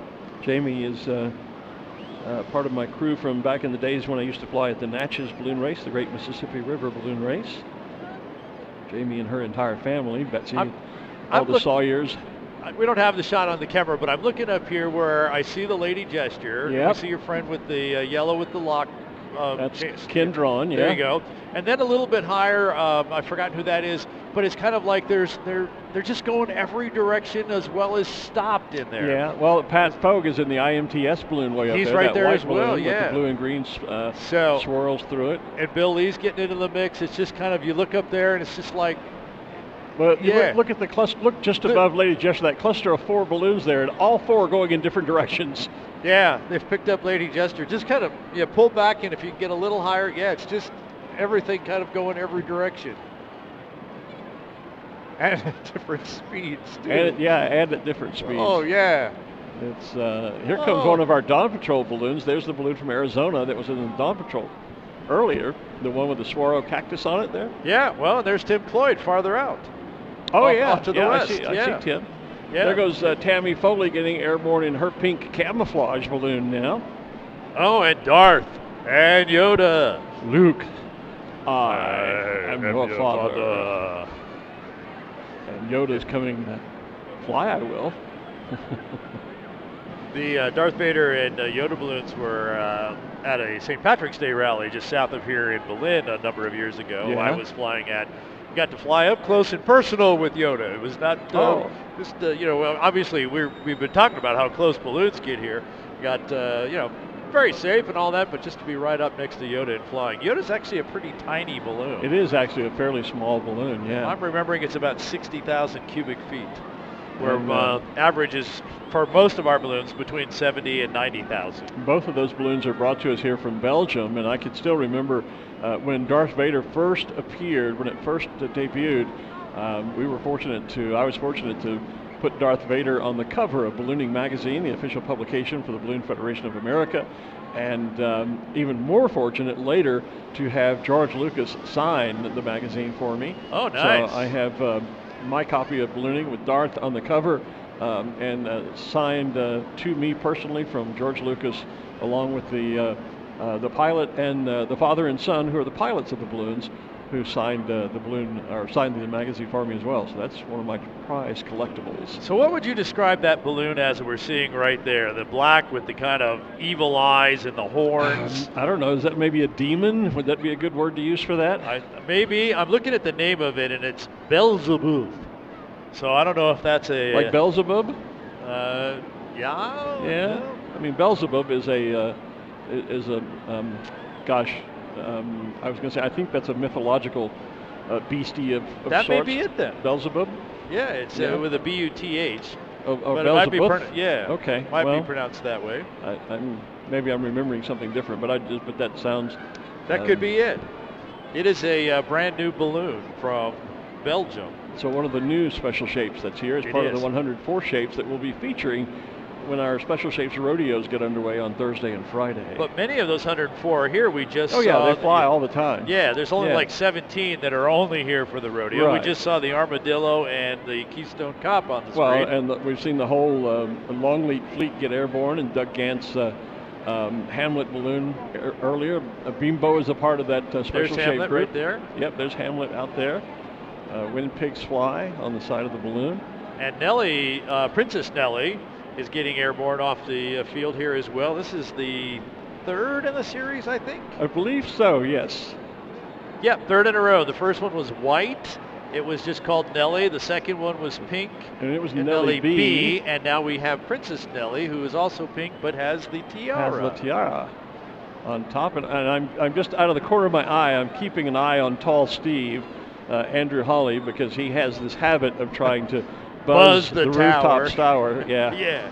And negative Ghost Rider. There's Lottie. Full. There's Lottie Dottie, and there's Tall Steve.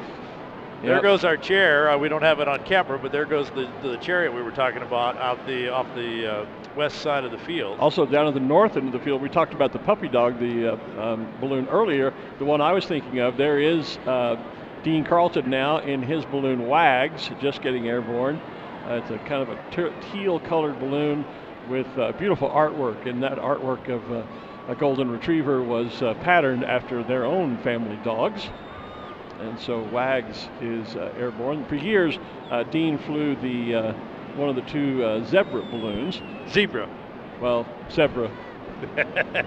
Depending on where you are in the world, it's either zebra or zebra. We call it zebra, they call it zebra. But at any rate, it was a pink balloon with a zebra head. I call it Dean's tail. balloon. I call it Dean's balloon. There you go. Yeah. There goes the Keystone Cop, and also the Armadillo, the Texas Armadillo, wearing his 2.6 guns and his Stetson hat.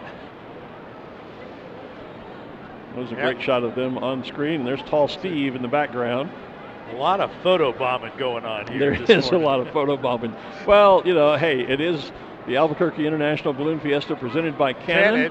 And our theme this year is Picture Perfect, and so why not? That's it. There is the Smurf, by the way, making an appearance. Hasn't been here for a while, but they're back, and just next to him is Chris and Amanda Savia's balloon, Wonder Bread. Spot the Wonder is their theme. And was just mentioning, had a chance to talk with Chris the other day just before we got started with Fiesta. And interestingly enough, in 2021, when we celebrate the 50th anniversary of the Albuquerque International Balloon Fiesta, Wonder Bread will be turning 100 years old. So don't be surprised if maybe there's some sponsor connection made there. Certainly hope so. That would be fun. So Wells Fargo is getting its regular shaped balloons in the air, as the Armadillo does the backward dance around it.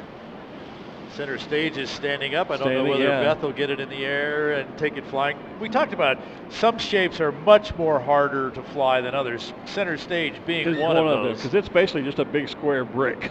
Yeah, And the problem is that it has a lot of area mass that is open to the wind. And a lot of special shapes require really calm conditions. They just don't do well in much wind. Not to mention the space you need to land it and pack it up in. And pack it up in, absolutely. But we see it there on the screen. Bonnie Blue, the blue and white one. That balloon originally was flown by Sid Cutter's grandson, Chris. He has since... Oh, that's right. He's since sold the balloon. He has sold the balloon. And but the new owner is respecting the name of Bonnie Blue. I like that. I like Bonnie Blue, of course, has a Scottish connection. Not to get too terribly deep into that, because I know some of the board members aren't thrilled when I do that. But Bonnie is a good Scottish word, and there was a time when the early Scottish settlers wore tam o'shanters that were blue, and they were literally called Bonnie Blue bonnets. So this is the second koala on the screen here. I see this is a new koala. This is a new one. This one is actually based here in Placitas, which is basically in the foothills of the Sandia Mountains here. It is called the Enchanted Koala. Enchanted Koala, and that would be Tom Randall flying that for us. So I'm sorry, what was his name again? Tom Randall is flying Enchanted Koala. Enchanted Koala, okay.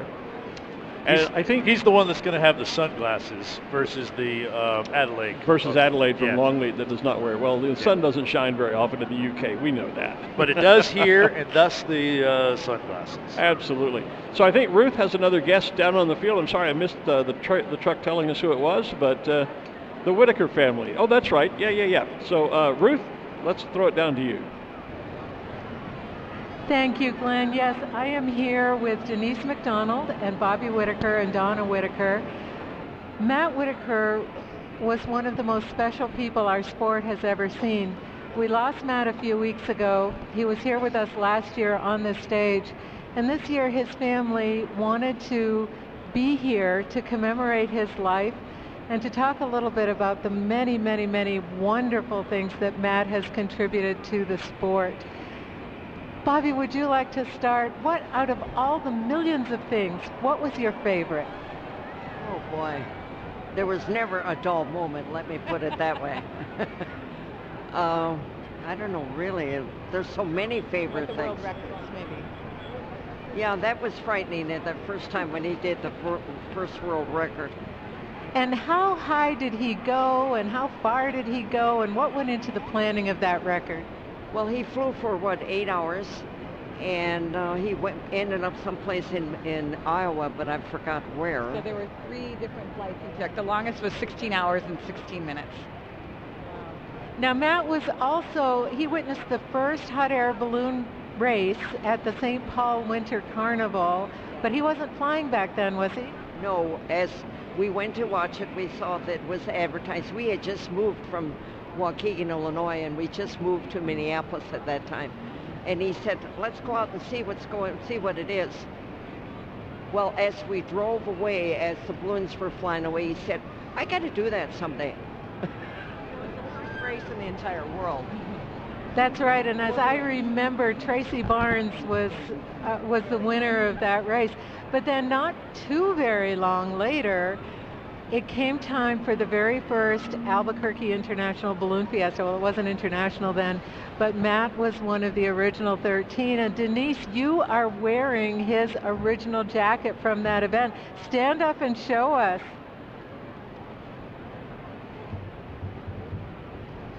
Yes, I had my solo certificate and flew with them on that race, so it's pretty special. And Donna, you also became a pilot, so this is a complete aviation family here. Tell us about your flights, your family's flights in Africa. Oh, we had a wonderful time. Tom Gable, who was one of the earliest balloonists, we were on a family vacation thanks to Denise and the passes that she got on United. And Tom gave Dad, Mom, and I a flight over the Masamara, which was spectacular. And how long ago was that? Gosh, probably 15, 20 years ago, something like that. Yeah, more than that, yeah. I forgot what year that was. Yeah. It was wonderful. And then Malcolm Forbes nominated Matt for the Harmon Trophy, and that's one of the most prestigious trophies in aviation in the entire world. Did he call Matt? How did that all come about?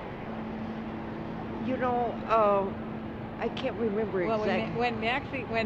When Malcolm invited our family, what I loved was the reply. Dad put a bottle of Whitaker wine together, a champagne, and inside it he put a little note that said, we'd be delighted, and he sent it back to Malcolm. And Malcolm kept thinking we hadn't replied, and one day he looked, and he saw the yes. He flew our family over in his private plane, the Capitalist Tool, the DC-9, to be part of that. One of our most amazing family memories. And now you fly for you. Do you still fly for United, Denise? Been 34 years, and just a couple more years left, but I still love it. Love it.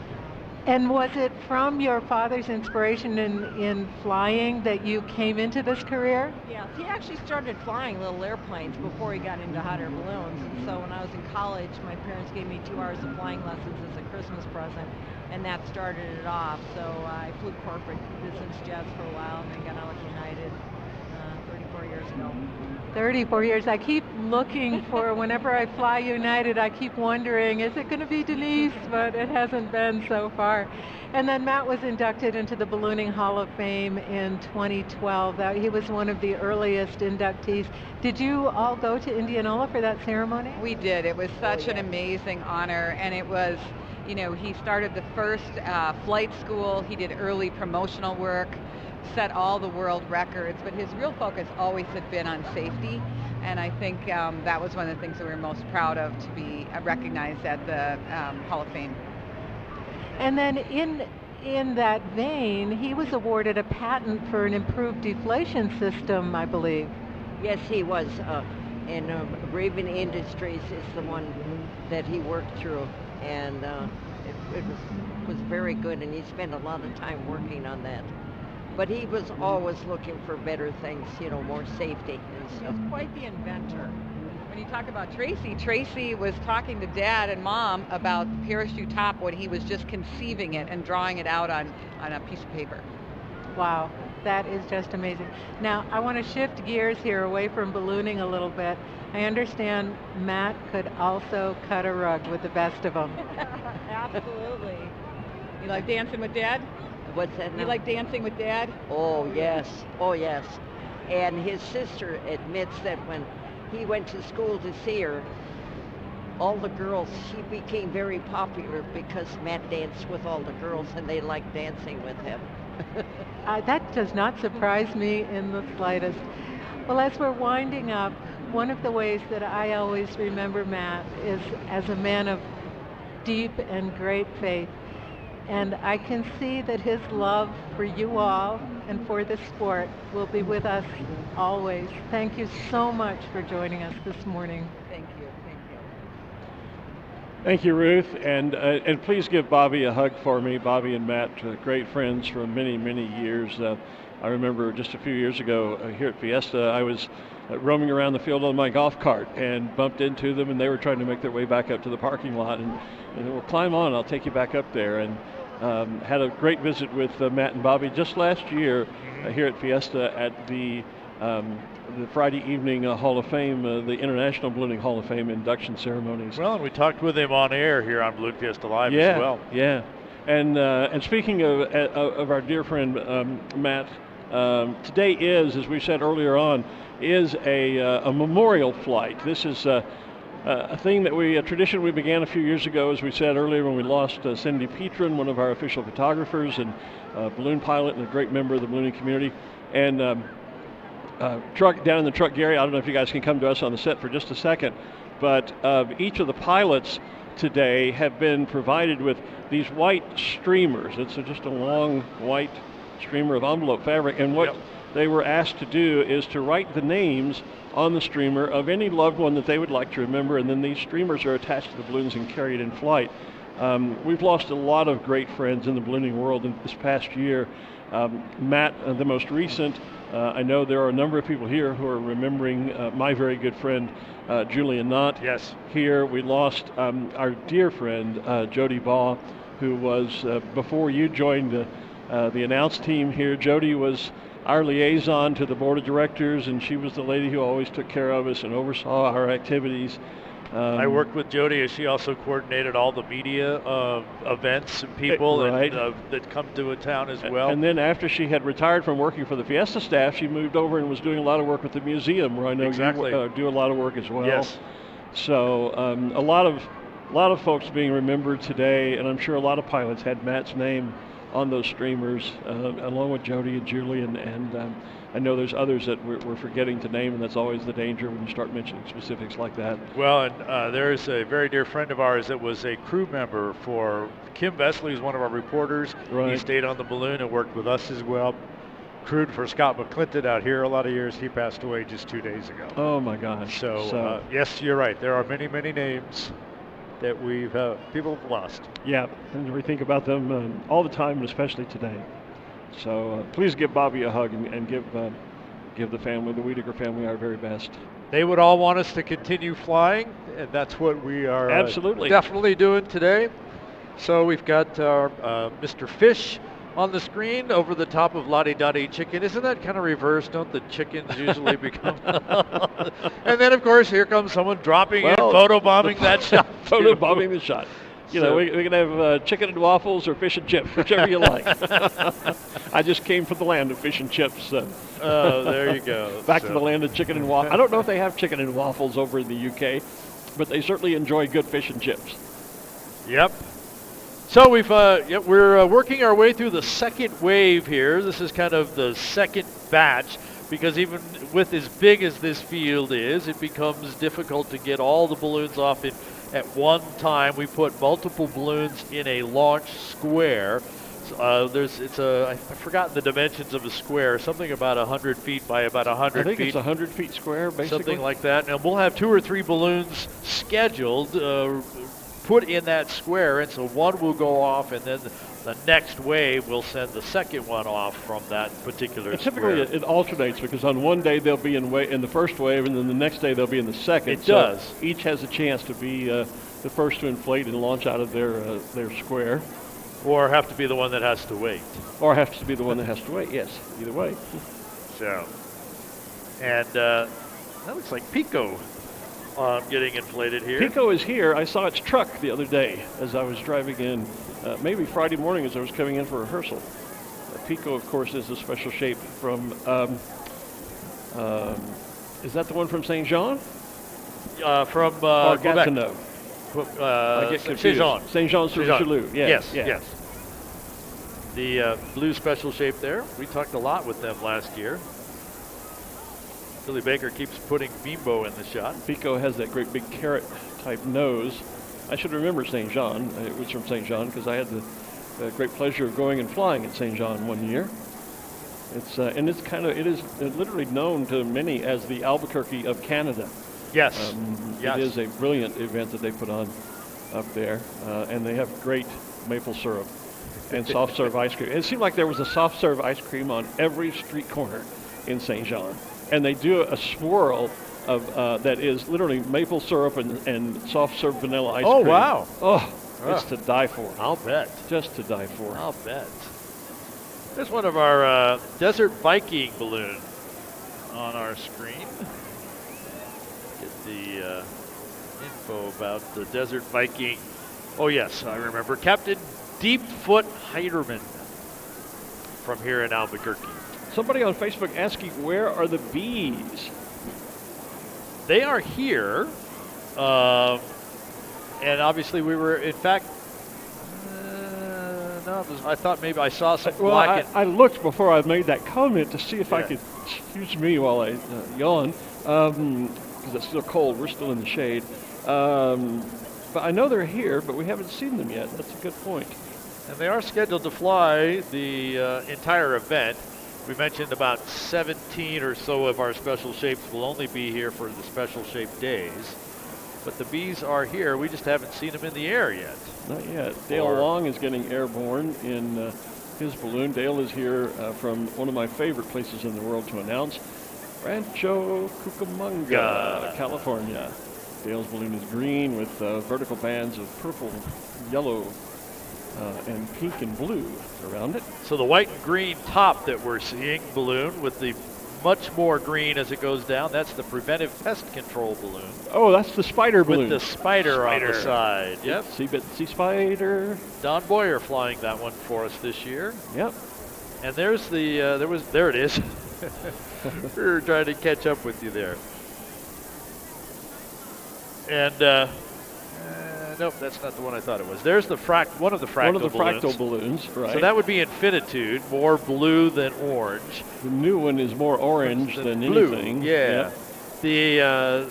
The interesting thing about that is, and I've forgotten the number, but it's somewhere like 1 billion pixels in that fractal, and that is actually printed. It's not an applique. It's actually literally printed on the fabric, which was something that was developed. They just run white balloon fabric through a color printer just like we do a piece of paper. Yep, and that's something that Jonathan Wolf, who flies Infinitude, and Kubicek worked together to put together. Right. And like you said, there is a second one. All that orange kind of in the side there, that's kind of what the other one is, mostly that color. Yeah. So Fibanucci would be the name of that one. We've actually got an article about the new one coming in Ballooning Magazine in either possibly our November issue, or we may see it in the January issue with our Fiesta coverage. There it is.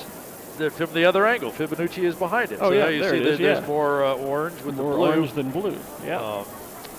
And the whole deal of fractals with its mathematical formula.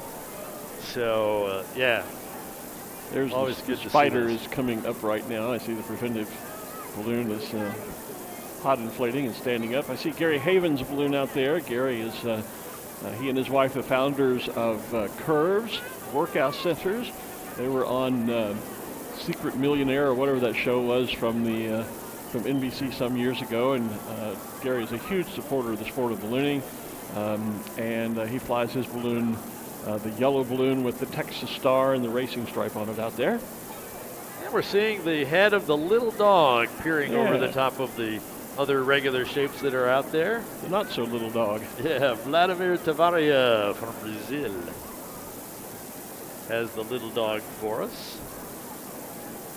Didn't hear it on the air, but this balloon right in front of us here, they were getting a big cheer, and it obviously wasn't enough. The pilot had the hand motion going, more, make sure. So, yeah. What a great day. Oh, it's just what a great day. Look at all those balloons just hanging up there. And you know, from a launch director point of view, this is nice that the wind right at the deck, right on the ground here, is a little speedier because it gets you to clear the field. Right. And then, so you're off the field, leaving room for the rest of the balloons to launch. Then you just get up there and kind of hang up there and watch the show from above. There'll be some fabulous pictures posted from those folks. We had great pictures from our XTO balloon cam this morning. We did. We had some great aerial shots from the XTO camera this morning. There go the fractal balloons, airborne. The Benucci, the mostly orange one, and Infinitude, the mostly blue one or more blue one. It's almost like you can take one and turn it inside out. Almost. That's what I was thinking. Almost. Yeah. Just from the overall colors. The fractal pattern's obviously different. Well, hopefully there are a lot of photographs being taken today, and time to remind you that if you're here with your camera, we do have, of course, the staff, the great folks from Canon are with us as our presenting sponsor, and as always, I've got both my Canon cameras here, my M50 and my G12, and my G12 probably could use a bit of a touch-up, a clean-up.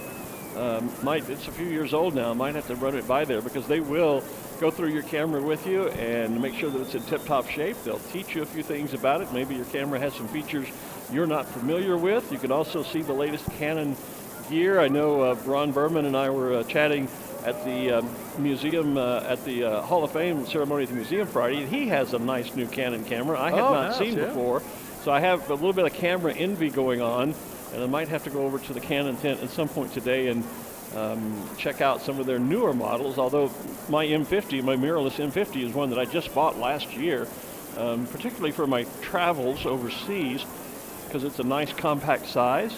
If you're into the shooting DSLRs as opposed to just the point-and-shoot cameras, but the G12 is a great, I think now they're up to like the G15 or maybe even the 16, but it's a great little pocket-sized point-and-shoot kind of automatic camera. There's another one of our new special shapes, Kathy's Hope. Looks almost like a regular shaped balloon, which it basically is, but then it has the three-dimensional pink ribbons on the side. Brian Lilly from Fall Branch, Tennessee, flying the Kathy's Hope balloon for us. Someone mentioned that, picked up on that when we saw it in the fog yesterday and mentioned this, but that's one of our new specials. There you go. Two of my dearest friends in ballooning, in fact, the only person I ever taught to fly. I was an instructor for once in my life. I taught Ken Lair to fly, and he and his lovely wife, Mary Ann, are here.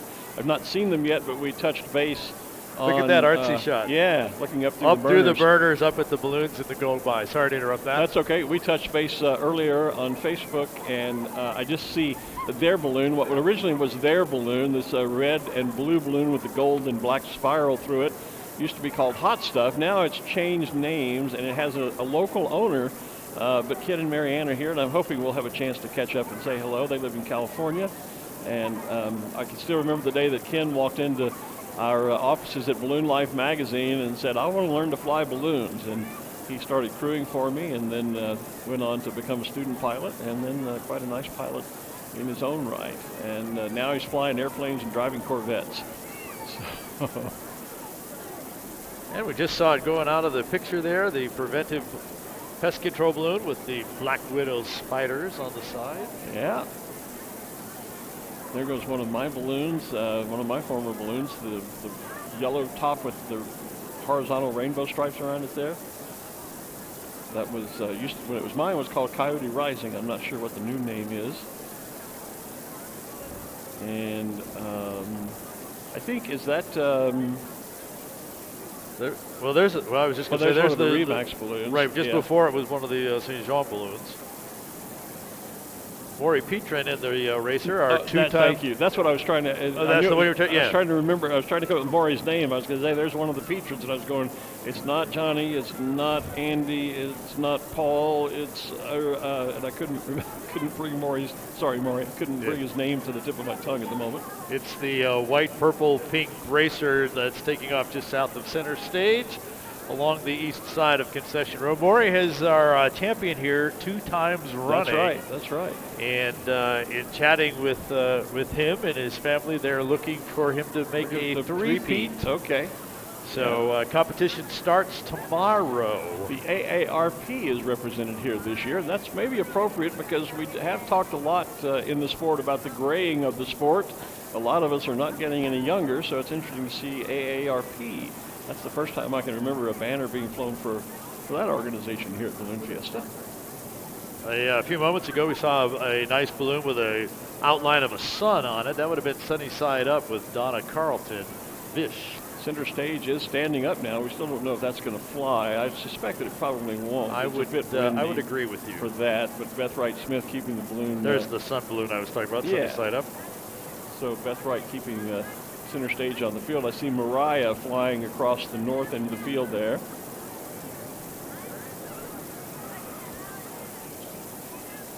Oh, toast. Ruth has found a first flight ceremony going on. So let's take it down to Ruth Lynn, please. Yes, Sherry Edwards-White is toasting her passengers' first flight with champagne and the traditional balloonist prayer. Sherry does not do the traditional down on your knees, drinking upside down spring with champagne. She's kind to her passengers, and I'm sure they appreciate that. Back upstairs, Glen.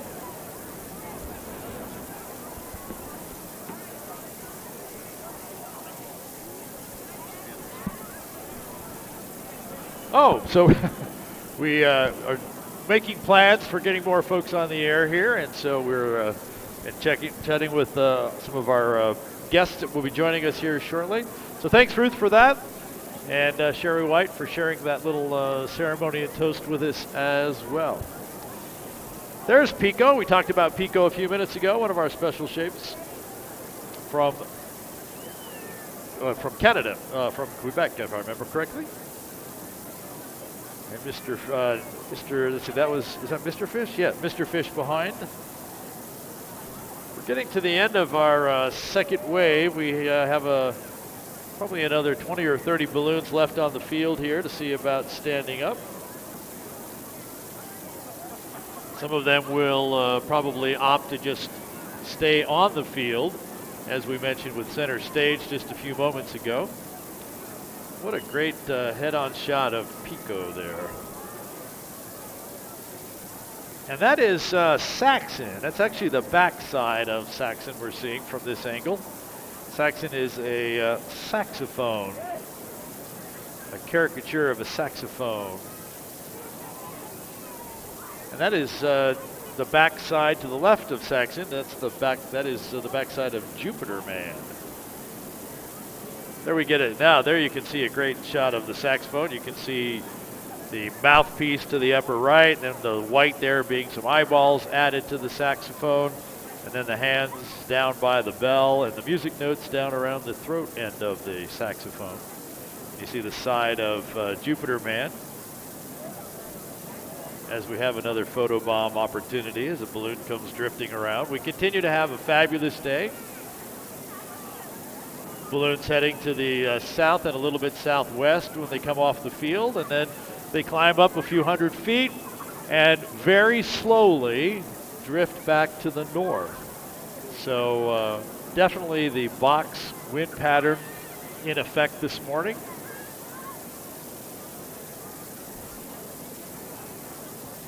There's a view from our north camera.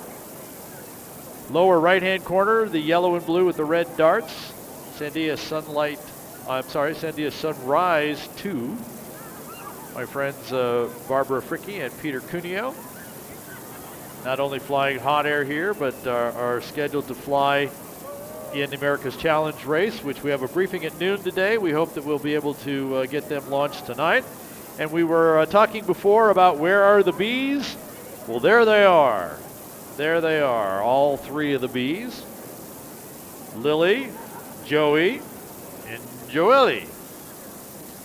The whole story behind that is we had the mama and daddy bee, Lily and Joey. They were here one year, and they managed to stand them up. Actually, they planned it. They stand the balloons up, holding hands. They take off. They give each other a big kiss. Well, you know what that leads to? The next year, we were back with the baby bee, Joelle. Yep, that's exactly what happens there. There's Cosmos, our little astronaut boy, being inflated on the far north end of the field as well. So again, we have 104 special shapes here, almost all of them participating all week, about 15 or so of them that are here just for the four special event days. That is Thursday and Friday. We have what we call a rodeo in the morning, where we'll stand them all up, and many of them will fly. And then a Glowdeo Thursday and Friday night, where we feature our special shapes in a balloon glow. There's a nice shot up. You see the top of the banner that goes on each of our balloon baskets, signifying that they are registered with the Balloon Fiesta. And we just see the tip of the number there, but we're looking up through the through the burners to what the sky looks like up above. And more balloons just flying away. So as I said, we'll see how many more of these actually get airborne. But I suspect that many of them will actually be staying on the ground at this point, opting to give us a static display, which is really kind of fun as well. You get a chance to get up close to the basket, get that shot in the looking up in the balloon, have an opportunity to get your picture taken, maybe with the burner going off, and be able to collect those balloon cards as well. Sorry about that. Thank you. I was just chatting with our friends from Canon Cameras. Didn't realize I had my mic on. That's all right. So, you were saying? I'm sorry. Oh, I've been talking about all the opportunities for those balloons that are staying on the ground for folks to be able to go collect their trading cards, which is a good time to mention that Balloon Fiesta Live has its own very own trading cards as well. So if you see some of our crew out there, some of our mobile cameras, great folks from Windfire Productions that are helping us out here, or Ruth or Kim out there on the field, or you find us, or stop by our studio or our control room trailer, which is down here on the south end of the field. We'll be happy to hook you up with. Well, and I was one of the trading cards. Offset trading pins with. Oh, you got the Canon pin? I have the Canon pin. Yes. Oh, see. Yes. I have my Canon camera here with me, and yep. So doing a little pin trading on the side here, and talking with Nancy Abruzzo, who's here on the tower with us right now. And we'll be talking with her shortly. Just shortly. Bill Hughes is also here. We'll be talking with him again about the new film. And yeah, I think I'm going to go to the premiere on Monday evening. And we also pointed out while you were talking that the bees have arrived. Oh, okay, great. And so they are out there. See, you step off set for just a minute and you miss all kinds of funny things. You miss all kinds of great exciting things. Yep. Not funny, but exciting things. Exciting things. Well, we got to take care of that. And I pointed out that my friends Barbara and Peter, we saw their balloon on the ground, and they're now airborne. I think that's Airageous, the one that's on the screen right now. Yeah? Nope, that's oh, there goes Jupiter Man off the north end of the field. We got a shot of the little dog in the sky. We talked about Saxon. The saxophone had a nice side angle shot from I was just about to say, is that a new shape down? And then I realized that was Saxon that we're seeing down there. Depending on the angle you see that, it looks totally different. It does. Well, in fact, I thought it was some kind of a new fish shape. Yes. When I was looking at it, because we're seeing it from the behind side, or from actually the side if you play the saxophone, the side that you would be playing. The reed is at the top here. But from here, it looked something like maybe some kind of a whale shape or something. And I thought, well, I was thinking to myself, is that a new special shape? And I was just about to ask you, and then I realized, no, wait, that's just, see, there it is. Right. And so this profile shot, you see a little bit, we actually have a different profile shot as well. I think we might be able to get, you really can't see the saxophone shape in all of it. Right, yeah, see, there's a different view of it. That's the one I was talking about. And yeah, so from different angles, it looks different, obviously, and I wasn't quite sure what it was until it finally dawned on me that was Now saxophone. look who's photobombing. Yeah. It has definitely been a day for that. A lot of that going on. Yeah. A lot of that going on. So we've still got some ballooning action here, and I think these guys are going to hang around a little bit up there as well. And I'm seeing the balloons up high. Actually, looks like they're starting to get a little bit of an east, so the box is kind of shifting around a little bit up there. A lot of close quarters up there in some cases. And up there, a whole lot of light variable. And I've lost sight of Tall Steve. He never has come by the tower this morning. Dadgummit. Andrew, we're losing faith in you, buddy, wherever you are. But speaking of pilots who flew early this morning, Ruth Lind has caught up with Sherry White, who is the Chief Executive Officer of the Touchstone Energy Cooperative Balloon Program, has been operating that program for a number of years, a whole fleet of balloons that they have. Sherry's also the immediate past president of the Balloon Federation of America and will be flying in the gas balloon race, the America's Challenge. So, Ruth, I'm not quite sure where you are on the field, but let's go down to Ruth and Sherry White.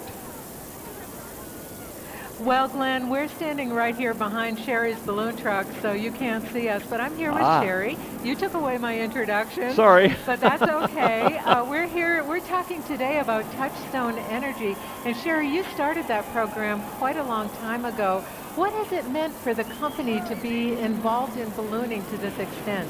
Well, Touchstone Energy Cooperative is the rural electric co-op of the United States. There's over 750 cooperatives, and we started the program 20 years ago, and this is our 20th year. We just ordered our 10th balloon. We've retired 4, meaning that they're no longer in use, and we have 5 balloons all around the country. We go to farm shows, annual meetings, just have a really good time with the balloons. What parts of the country does Touchstone serve? It's actually, I think it's in about 44 states.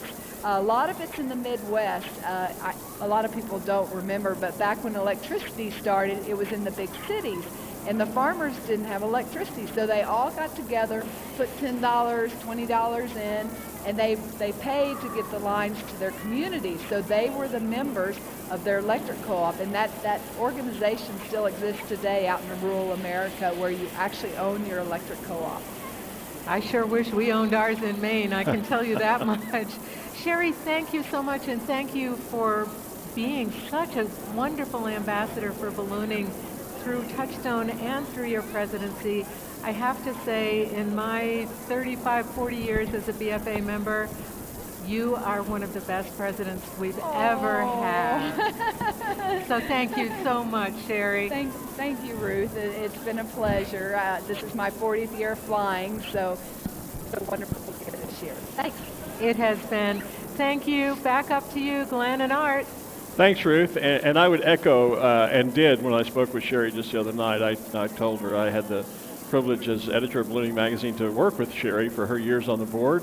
And I agree. She has been, was one of the best presidents that we've had in recent history of the organization. She especially had a great focus on youth and getting youth involved in the sport, which continues to be an issue I know she likes to champion. And yeah, well done, Sherry. And we'll miss having you on the board, but she's going to do some consulting with us, stay around. She's not leaving the BFA by any means, so glad to have her as a part of our organization. And the Touchstone program is one of the most successful in the country, so good for them as well. So we talked earlier this morning about a new film that is out, We did. Wind Riders, and we talked with the director, Emmy. Now we've got some of the folks who were involved in that show from the other side. We've got John Davis, Nancy Abruzzo, and Bill Hughes. Do we have to have John? Well, no, we can just let him stand there. I love you, John. Love you. Step a little closer. Step a little closer here, folks. So Bill, we see you in the film here. What was it like being part of the production? It took quite a while. We worked, I guess, right 4 or 5 years that worked with Emmy. You know how it is with weather in the balloons. You know, we always didn't get to fly when we wanted to, and keep on schedule. But Emmy was great to work with. I enjoyed her, and the cameraman people she had, and that we all had a great time. So I just had a lot of fun with it. So she was telling us that she was inspired by the Jonathan Livingston Seagull deal, Yeah. and that you had that connection as well. Yeah, well, that was my balloon, Seagull, which was a blue balloon with white seagulls around it, and that was actually the second iteration of that balloon. Wore out the first one, and now I've worn out the second one. Yeah, so is there a third one? No, there isn't. No, I've retired as of October. Oh, okay. Yeah. But so what message do you think is in that film from the hot air side or from your side of the film? Well, the Jonathan Livingston Seagull book, was all about, your reach should exceed your grasp. Go out and try new things. Do things out of the ordinary. Go for it. And I think that's ballooning has that spirit too. It's interesting because I enjoyed that book too, and I haven't thought about it in years until we've just discussed it with its relationship with this film, and I'm wondering if that's one of those books that you would think has a lasting message, but it seemed to have its heyday at that one point in time, and really kind of has forgotten now. But it's sitting on my bookshelf, and I just haven't thought about it in years. Yeah, Richard Bach hasn't had anything nearly as successful as that was that's since. true. But Yeah. he's still a good writer. He writes some good stuff. And it was actually made into a film as well. Yeah. Yeah. It was. Not maybe necessarily the best movie I've ever seen, Yeah, but still. but the book has a great inspirational message. Yeah, it's a feel-good book. It is. It is. I think it really is. It makes you feel good. That's one I think, and I guess I bring that up because I think maybe some younger people today should go back and be reading that book. Yeah, I don't know. Yeah, it's got to be something that would It maybe shouldn't just introduce apply them to it. people of our generation, Yeah. So Bill represents the hot air side of the film. He does. Representing the gas side, because it brings both of those gas balloons in here as well. The film chronicles Richard Abruzzo and Carol Reimer Davis. Right. We have Nancy Abruzzo and John Davis here. So how was it to go through the filming of that?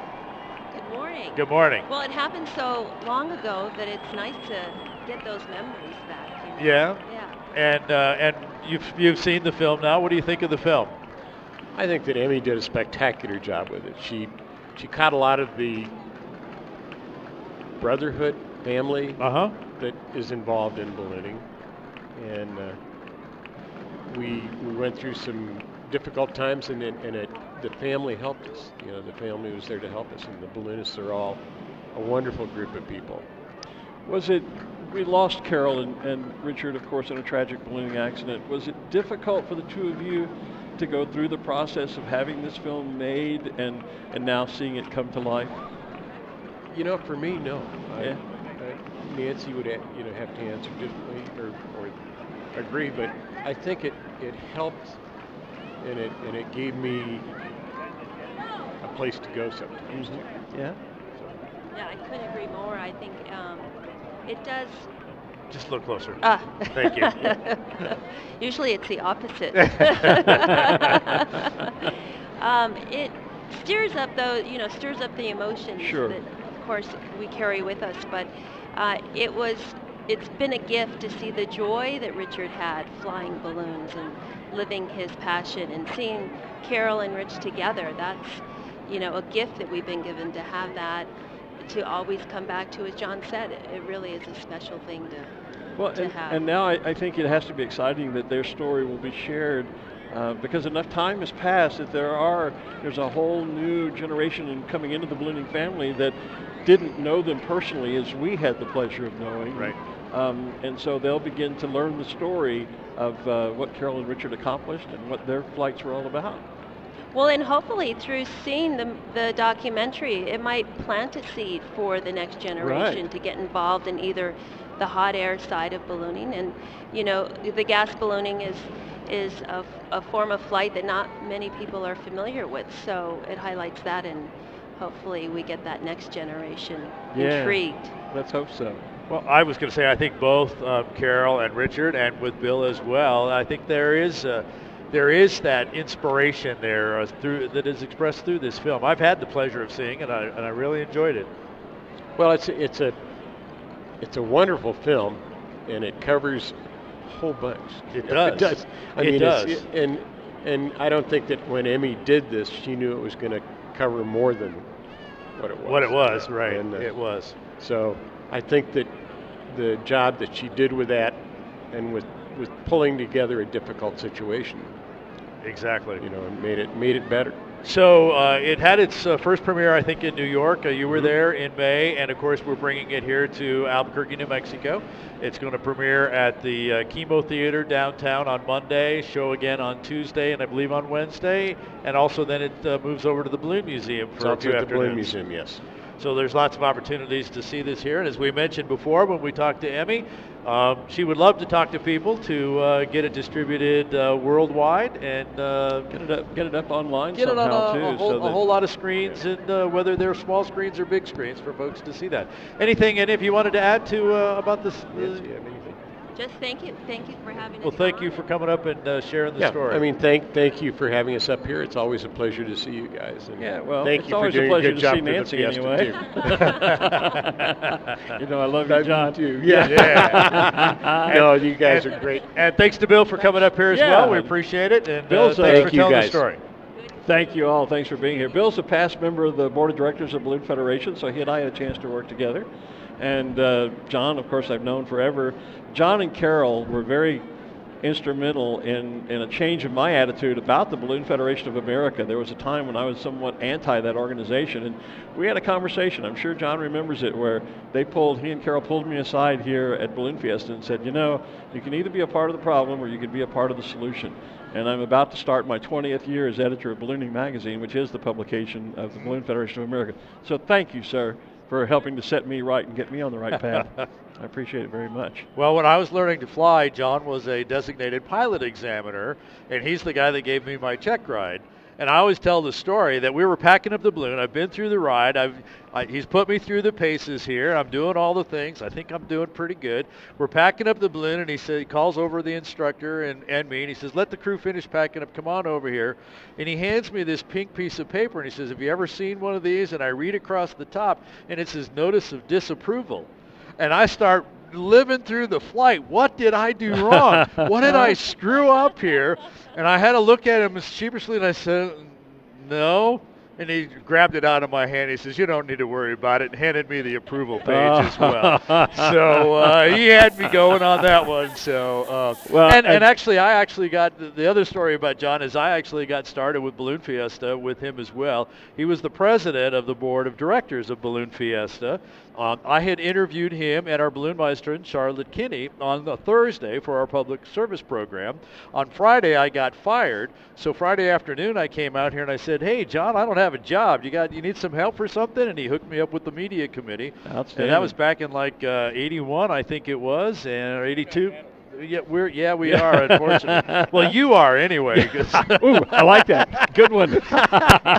So I've been out here ever since. It's beat up on John Day. It is. Well, so, and I met this lovely lady through her husband, who is a great friend of mine, and I met Richard and Troy right after they had come back from the transatlantic flight when they landed over in Egypt. We were at Favia up in the East Coast, and I was there representing Balloon Life magazine at the time. And they've been great friends ever since.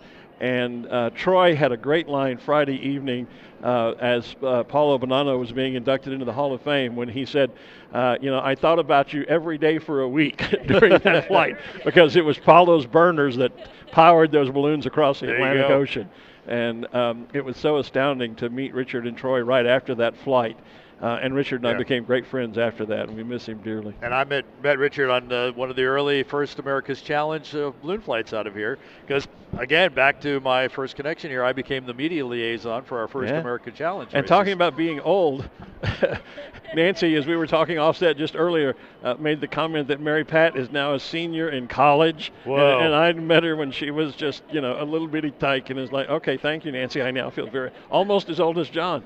And you know Bill for a while. I just met him today. I've known Bill for a number of years. I feel like I know him after watching the film, and so it's good to put a face and I've not seen the film, but Nancy was just kind enough to invite me to the premiere on Monday, so we don't have a Monday night gig, so I think I've got plans now if for we Monday don't launch evening. gas balloons on Monday night, I will plan to be there as well. So Great. I'm hoping we get the gas balloons, the 23rd America's Challenge out tonight. Yeah, let's hope so. Let's hope so. Because I'd like to make that premiere. I'd love to see the film. Yeah, you bet. Thank you all for coming up again. Really, great thank you chatting so much. with you as well. Okay. Always good to see great friends under All any right. circumstances. Thank you. Thank you Good very to much. see you, Bill.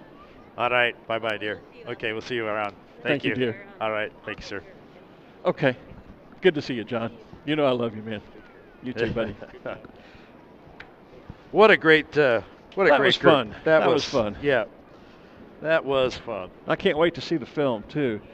Anxious to do that. So while we were talking there, because I'm looking back at the Facebook feed here, and I noticed that we just had a great shot of a balloon landing Well, I on was the going to field. say, we've had some, because I see Gary Haven has landed. Here comes another one right now. Pat Fogue has landed the IMTS balloon there. Yep. And there's the three Hartzels are back on the field as well. Oh, they sure are. The three of them together. They took off together and have landed together. And over on the west side there is, from Rancho Cucamonga, is Dale Wong. He's landed. And here comes Johnny Petrin in the cannon balloon. Well, Henry told us that the balloons would be coming back. Once and the we'd field see. was clear, they would be boxing back and landing here. And surely they are. The idea is once you get everyone that's going to launch launched, then that they open the field for landings. Right, right. So that's, yep. So we'll get to be able to see that process of now the deflation side. The balloons coming in, and you'll see the pilot with one hand on the burner and the other hand on the vent. Little heat, little vent. Just maneuvering the balloon gently back down into the loving arms of Mother Earth. Yes, that's kind of like we were doing yesterday. North side, south side, north side, south side. Heat, vent, heat, vent. Yeah, that's it. So we would remind you, although I'm not sure the PA is working on Main Street again today, that if you're out there where the balloons are coming in, do not get in front of the balloon. Let the crew go ahead and take care of that. If the pilot needs your help, he'll ask for it. But for the most part, it's such a nice day, they should be able to land that. Never get in front of the balloon or the direction the balloon is moving towards. If you do grab on from the side or the back. If the balloon were to go back up in the air, if your feet leave the ground, you need to let go. It's hard to tell sometimes. I know they told us last night the PA was working along Main Street and the stage area. But now that we use these broadcast headsets, we really can't. In the old days, when it was just Tommy and I, and in the first year or two, you and I were up here together, we're using hand mics, and we could hear the PA. Now that we're using these broadcast headsets, we hear the feed, and really can't tell if the PA system on the field is working. But we are really announcing to two crowds. We're talking obviously to those folks that are viewing from around the world on Balloon Fiesta Live, but our audio feed is also carried over the public address system to the tens of thousands of spectators who are here at Balloon Fiesta live and in person, as opposed to watching Balloon Fiesta live on their computer screen or on channel 28 or wherever they may be viewing us from, their tablet, or on connected speakers and devices or whatever that line is they say nowadays on all those electronic commercials. And I'm watching Johnny Petrin bring the cannon balloon in. And I noticed that he has a direction to the southeast a little bit, which is something we saw very early this morning. Then it went away, and then it just went guiding southwest. it right back in. Yeah. Got a nice shot of the basket there where we can kind of see that little finesse of a little burner, a little vent process of coming down. And the crew just grabbing onto the handles, stopping the forward motion of the balloon, putting their weight on. The extra weight means the balloon can't, the envelope doesn't lift it as well. And so they are stopped almost dead center in the field. Johnny Petrin and the cannon balloon. And Lottie Dottie Chicken coming in for a landing as well, a little bit farther to the west of the field. And Ruth has managed to grab us another interview. Ruth Lind on the field for us. Ruth? Hi, Glenn. I'm here with Phil Thompson, the owner of Lindstrand Balloons USA. Phil, how many years have you been coming to Albuquerque just as a pilot? This is my 36th year, consecutive year as a pilot. First year was 1984. And probably be another 4 or 5 minimum before I give this up. Well, now you're here with your balloon company and you have your exhibit here on the field. Why are you here with the company? I mean, what is your exposure to pilots at this event as opposed to being out in the world in your normal marketing methods? Well, of course, there's no place else you can go and see this many pilots in a 10-day period. We don't actually, rarely, I would say, we sell a balloon from this display, but this is where we meet the customers that we expect to sell to over the next year. And the object is to generate work, of course, to carry us through the winter. We are in Illinois, not a lot of ballooning activity where we live through the winter months. And why should people come to visit Lindstrand Balloons? What sets you apart from the rest? I think we have probably a reputation as some of the best quality. Particularly, we do a lot of the commercial logoed balloons more than just sport and ride balloons. That's sort of our specialty. And this is a chance for you to go up and down the row here and compare 5 manufacturers side by side. This is the only place I know that happens also. And it's good to show our product next to our neighbors because you can see what the quality is and where the quality might not be. That's very true, and I have to say I flew Lindstrand balloons for years until I retired from active flying, and I loved them with the passion. It's just a tremendous product. So we're proud of what we build, and we've been at this and the Lindstrand name since 1994, and about 750 balloons so far out of our shop in Glen, Illinois. So we're proud of what we do. Well, we are so glad you're here with us. Thank you for joining us this morning. And Glenn and Art, we'll send it back up to you. Thanks, Ruth, and say hi to Phil. Hi, Phil, and his lovely wife, Lisa. When you see them, we'll go down and see them at their display at some point this afternoon or today.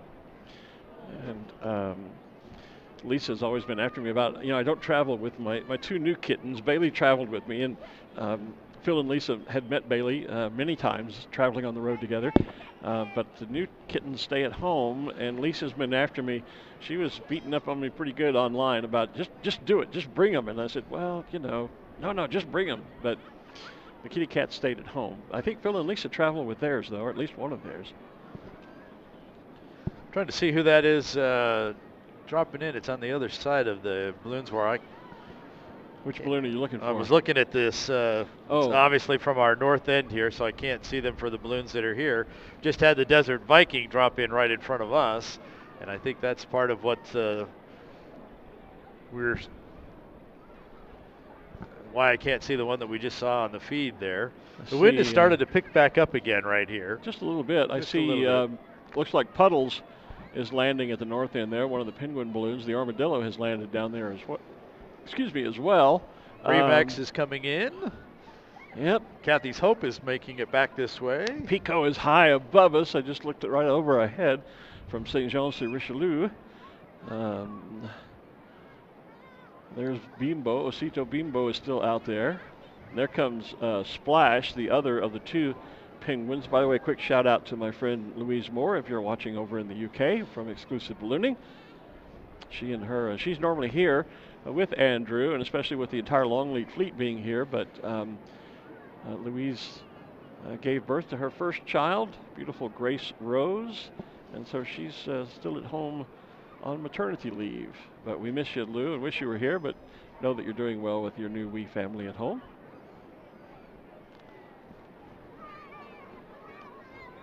So our launches have concluded. Now it's a matter of landing. What goes up must come down. And so they're beginning to come down. This has gone by very quickly this morning. I expected to be we're not even at 9 o'clock yet, if my watch is right. And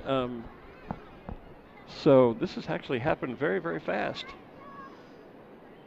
But if you think about it, we put the first balloon up, Dawn Patrol went just after 6. Yeah, we so started our mass ascension of the balloon of the day right at 6:45. Yeah. So we are 2 hours. So 2 hours. We have been flying for 2 hours, and flight. Of course, with the wave, not everyone's been up 2 hours. I guess after yesterday, when we tethered on the field for what seemed like an eternity in the fog, right? Our show was done by 9 o'clock. 3 hours and 45 minutes, or 48 minutes yesterday. It seems a little. I just expected it to be later in the day. Well, our launch instructors did a great job of getting everybody that needed to get up and out. Well, the good thing about being, I'm sorry, I'm starting to yawn again. Am I boring you? No, I need some oxygen. I'm at this high altitude and got to suck in some oxygen. There you go. My brain, which isn't functioning very well all the time anyway. No, I was just going to say, though, that the good thing, the nice thing about wrapping up a little earlier today than we did yesterday is that gives me some time to hop on the golf cart and go make a run down Main Street and say hello to some of the vendors that I know and meet some of the new ones, see what's on display there, run by the Canon tent, have my cameras looked at, say hello to some friends there, and just go out and do a little bit of socializing, because ballooning is, in the final analysis, a very social sport. Very family and socially, you betcha, so as we heard fun from our by folks earlier. by the vendor tents to go say hi to Lisa over at Lindstrand Balloons, and our friends from Ultra Magic are here, and Andy Baird and his team are here from Cameron, so get to go by and see a lot of friends up and down Main Street, balloonist and otherwise. You betcha. So I just saw Dustin Howell, we saw it on the screen, bring his balloon High Cirrus in for a nice landing. And here's one of those baskets that's missing a corner. I can say that now. Most baskets are rectangular, and so therefore there are 4 corners. But there is a brand, whether it's Barnes, Balloon Works, Firefly. It's been through a number of names that are actually triangular baskets. Yeah, and of course those. And we always tease those people about they're missing a corner. And those balloons were designed by Tracy Barnes. the late great Tracy Barnes, who just passed away not too long ago. As a matter of fact, we talked about today being a memorial flight, and didn't mention, and certainly should have, that Tracy also being well remembered today. Tracy developed not only the triangular basket as he was building what was then Barnes balloons, and is perhaps most well remembered in the sport of ballooning for the invention of the parachute top, and for his incredible generosity that he never patented, never trademarked it, I should say, so that the parachute top is available and is used by virtually every balloon manufacturer in the world. It is basically the standard go-to in form of deflation ports, maneuvering vents in balloons. There are other styles, but probably 95% or better of the ballooning world uses a parachute top.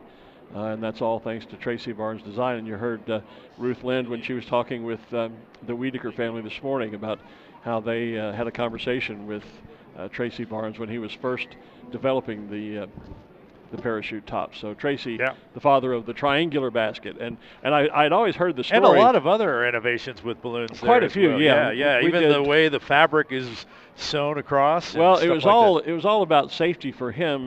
His baskets, not only are they missing a corner, as you like to say, but the wicker is also woven vertically as opposed to horizontally, which is the standard in all the other baskets. And part of that was he didn't want anything that would snag and catch a balloon if it struck power lines. And the idea was that with the vertical weave, the wicker running up and down, it would slide off the line.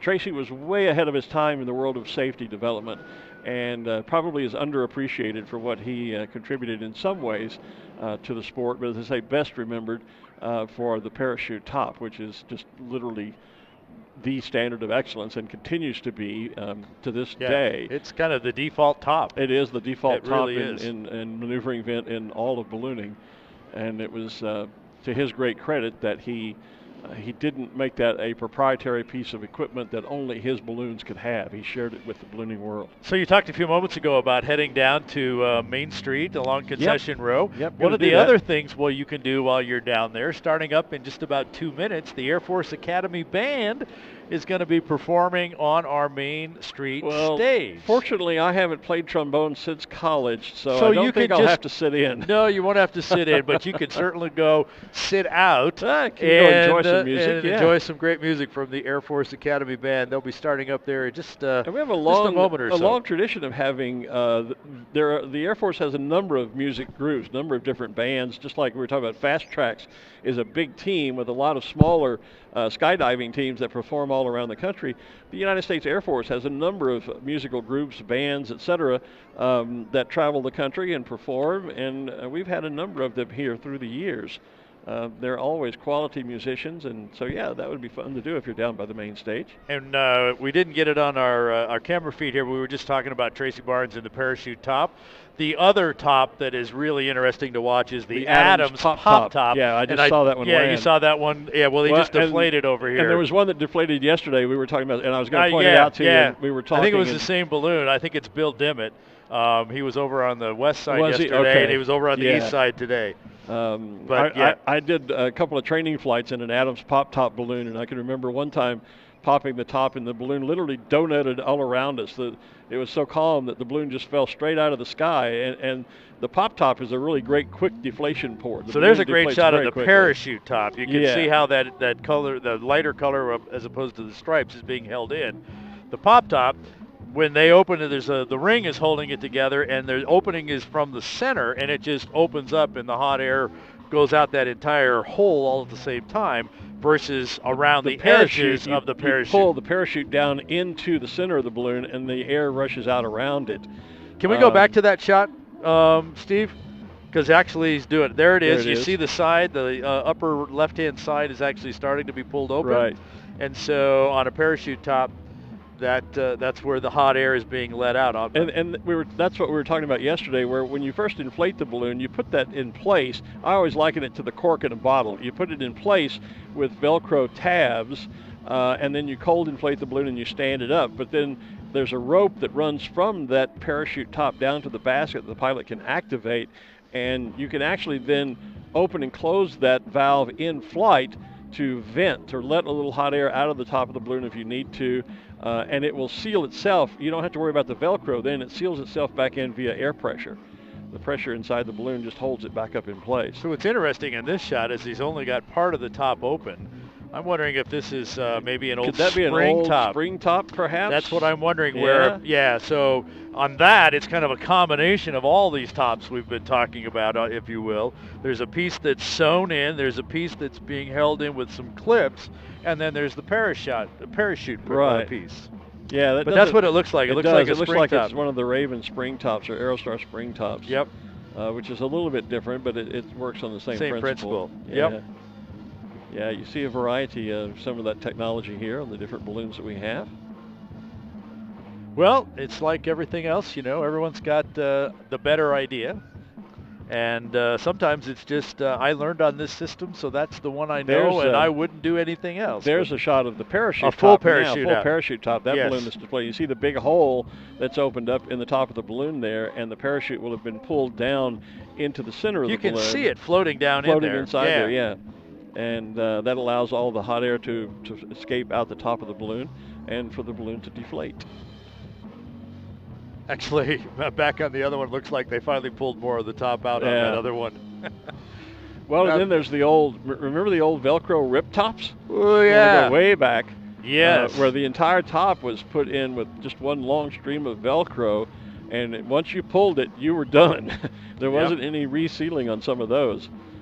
Plus, you had to go around. I can remember one of the first balloons I crewed for had the old rip top, and you had to go around after the flight, and you either did it when you were inflating or you did it after as you were packing up, because you had to reseat that Velcro all the way around the entire parachute top. Or it wasn't a parachute top, but all the way around the piece of fabric, that plug of fabric, if you will. Yep. And you started at the load lines, and then you caught the middle, and then you kept doing the middle. It wasn't just start at one end and go around. No. You had to keep, because there was a system to the way it had to be done. Yep. Yep. Oh, it was quite tedious, quite honestly. It was. I didn't actually. I think I flew one of those one time, but I never owned one of those. I never flew crewed or a few one, times but on I them. crewed for one a few times. Yeah. Yeah. So, but it's all the different systems, and of course the burners are much more powerful and much less noisy these days than in the early days. We honored on Friday at the FAI Hall of Fame inducted Paulo Bonanno, who is the designer of the Scirocco burner, which is probably state-of-the-art in the burner world right now. And as we were saying, it was his burners that powered the balloons that flew the Chrysler transatlantic race back in the day. And it was great. His acceptance speech was just wonderful. One of the he put everybody at ease when he first went up, and because he's Italian and he doesn't speak expert English, though his opening line was, "My English is not so good; it's a disaster." Well, it was far from a disaster. He's quite the charming man, and one of the other lines I remember from his speech at some point when he would get flustered, he would say, "I prefer to make burner, not speech." And but he's world famous for his development work on burners, and well deserving to be in the International Ballooning Hall of Fame, which is housed over in the Anderson and Abruzzo Albuquerque International Balloon Museum, otherwise known locally as just the Balloon Museum. And actually a totally separate entity from Balloon Fiesta. It is. Located in close proximity. It's just right out the south main gate here. And it's a world-class ballooning museum, and certainly worth a visit if you are here in person in Albuquerque. It's kind of like everything is semi-connected here, and probably maybe the common denominator is the city of Albuquerque, because Balloon Fiesta Park is a city park. It is. Year-round. Balloon Fiesta leases the park for 60 days. We take possession of the park, if you will, on the day after Labor Day, and we have it through the end of October. So we build this city here in less than a month, or about a month, and then we have less than a month to actually tear it back down again. The rest of the year, we're in an office that just happens to be about a half a mile away. Right. And the park itself extends quite a ways to the south. It's got ball fields in it and all other kinds of things as well. And the Balloon Museum is a city museum, which, of course, is on park property as well. The city of Albuquerque, through the years, has been such a great supporter for the sport of ballooning. And it's interesting, though, this is a multi-dimensional park, as you're talking about. I was chatting with one of the FAA folks here last evening prior to the Glow, and he was telling me that Highland Games are held here. The Scottish Highland Games are held here annually. All kinds of things held here in the park, and I had no idea that they had anything like that even here in Albuquerque, much less here on Balloon Fiesta Park, or what we call Balloon Fiesta Park, for the 2 weeks that the 9 days that we're out here. So Ruth Lind is caught up with our photo bomber of the day out there. The new exclusive cup champion, Johnny Petrin, flying the cannon balloon for us. Take it away, Ruth. Yes, Cannon, as you know, is our presenting sponsor, and I'm here with John Petrin, the pilot of their head balloon. John is everywhere. We see the Cannon balloon everywhere we look, day and night. John, talk to us about the relationship between Cannon and Balloon Fiesta and what that means to them as a company. You know, it's such a natural fit. Hot air balloons, it's the most beautiful thing I can think of to take a picture of, and Cannon has come in and become so involved with Balloon Fiesta. I believe this is our 5th year that we've been here with the Cannon balloon, and it's just a match made in heaven. It totally is, and I understand that Cannon has tents all over the field where people can rent cameras for a day or borrow cameras for a day.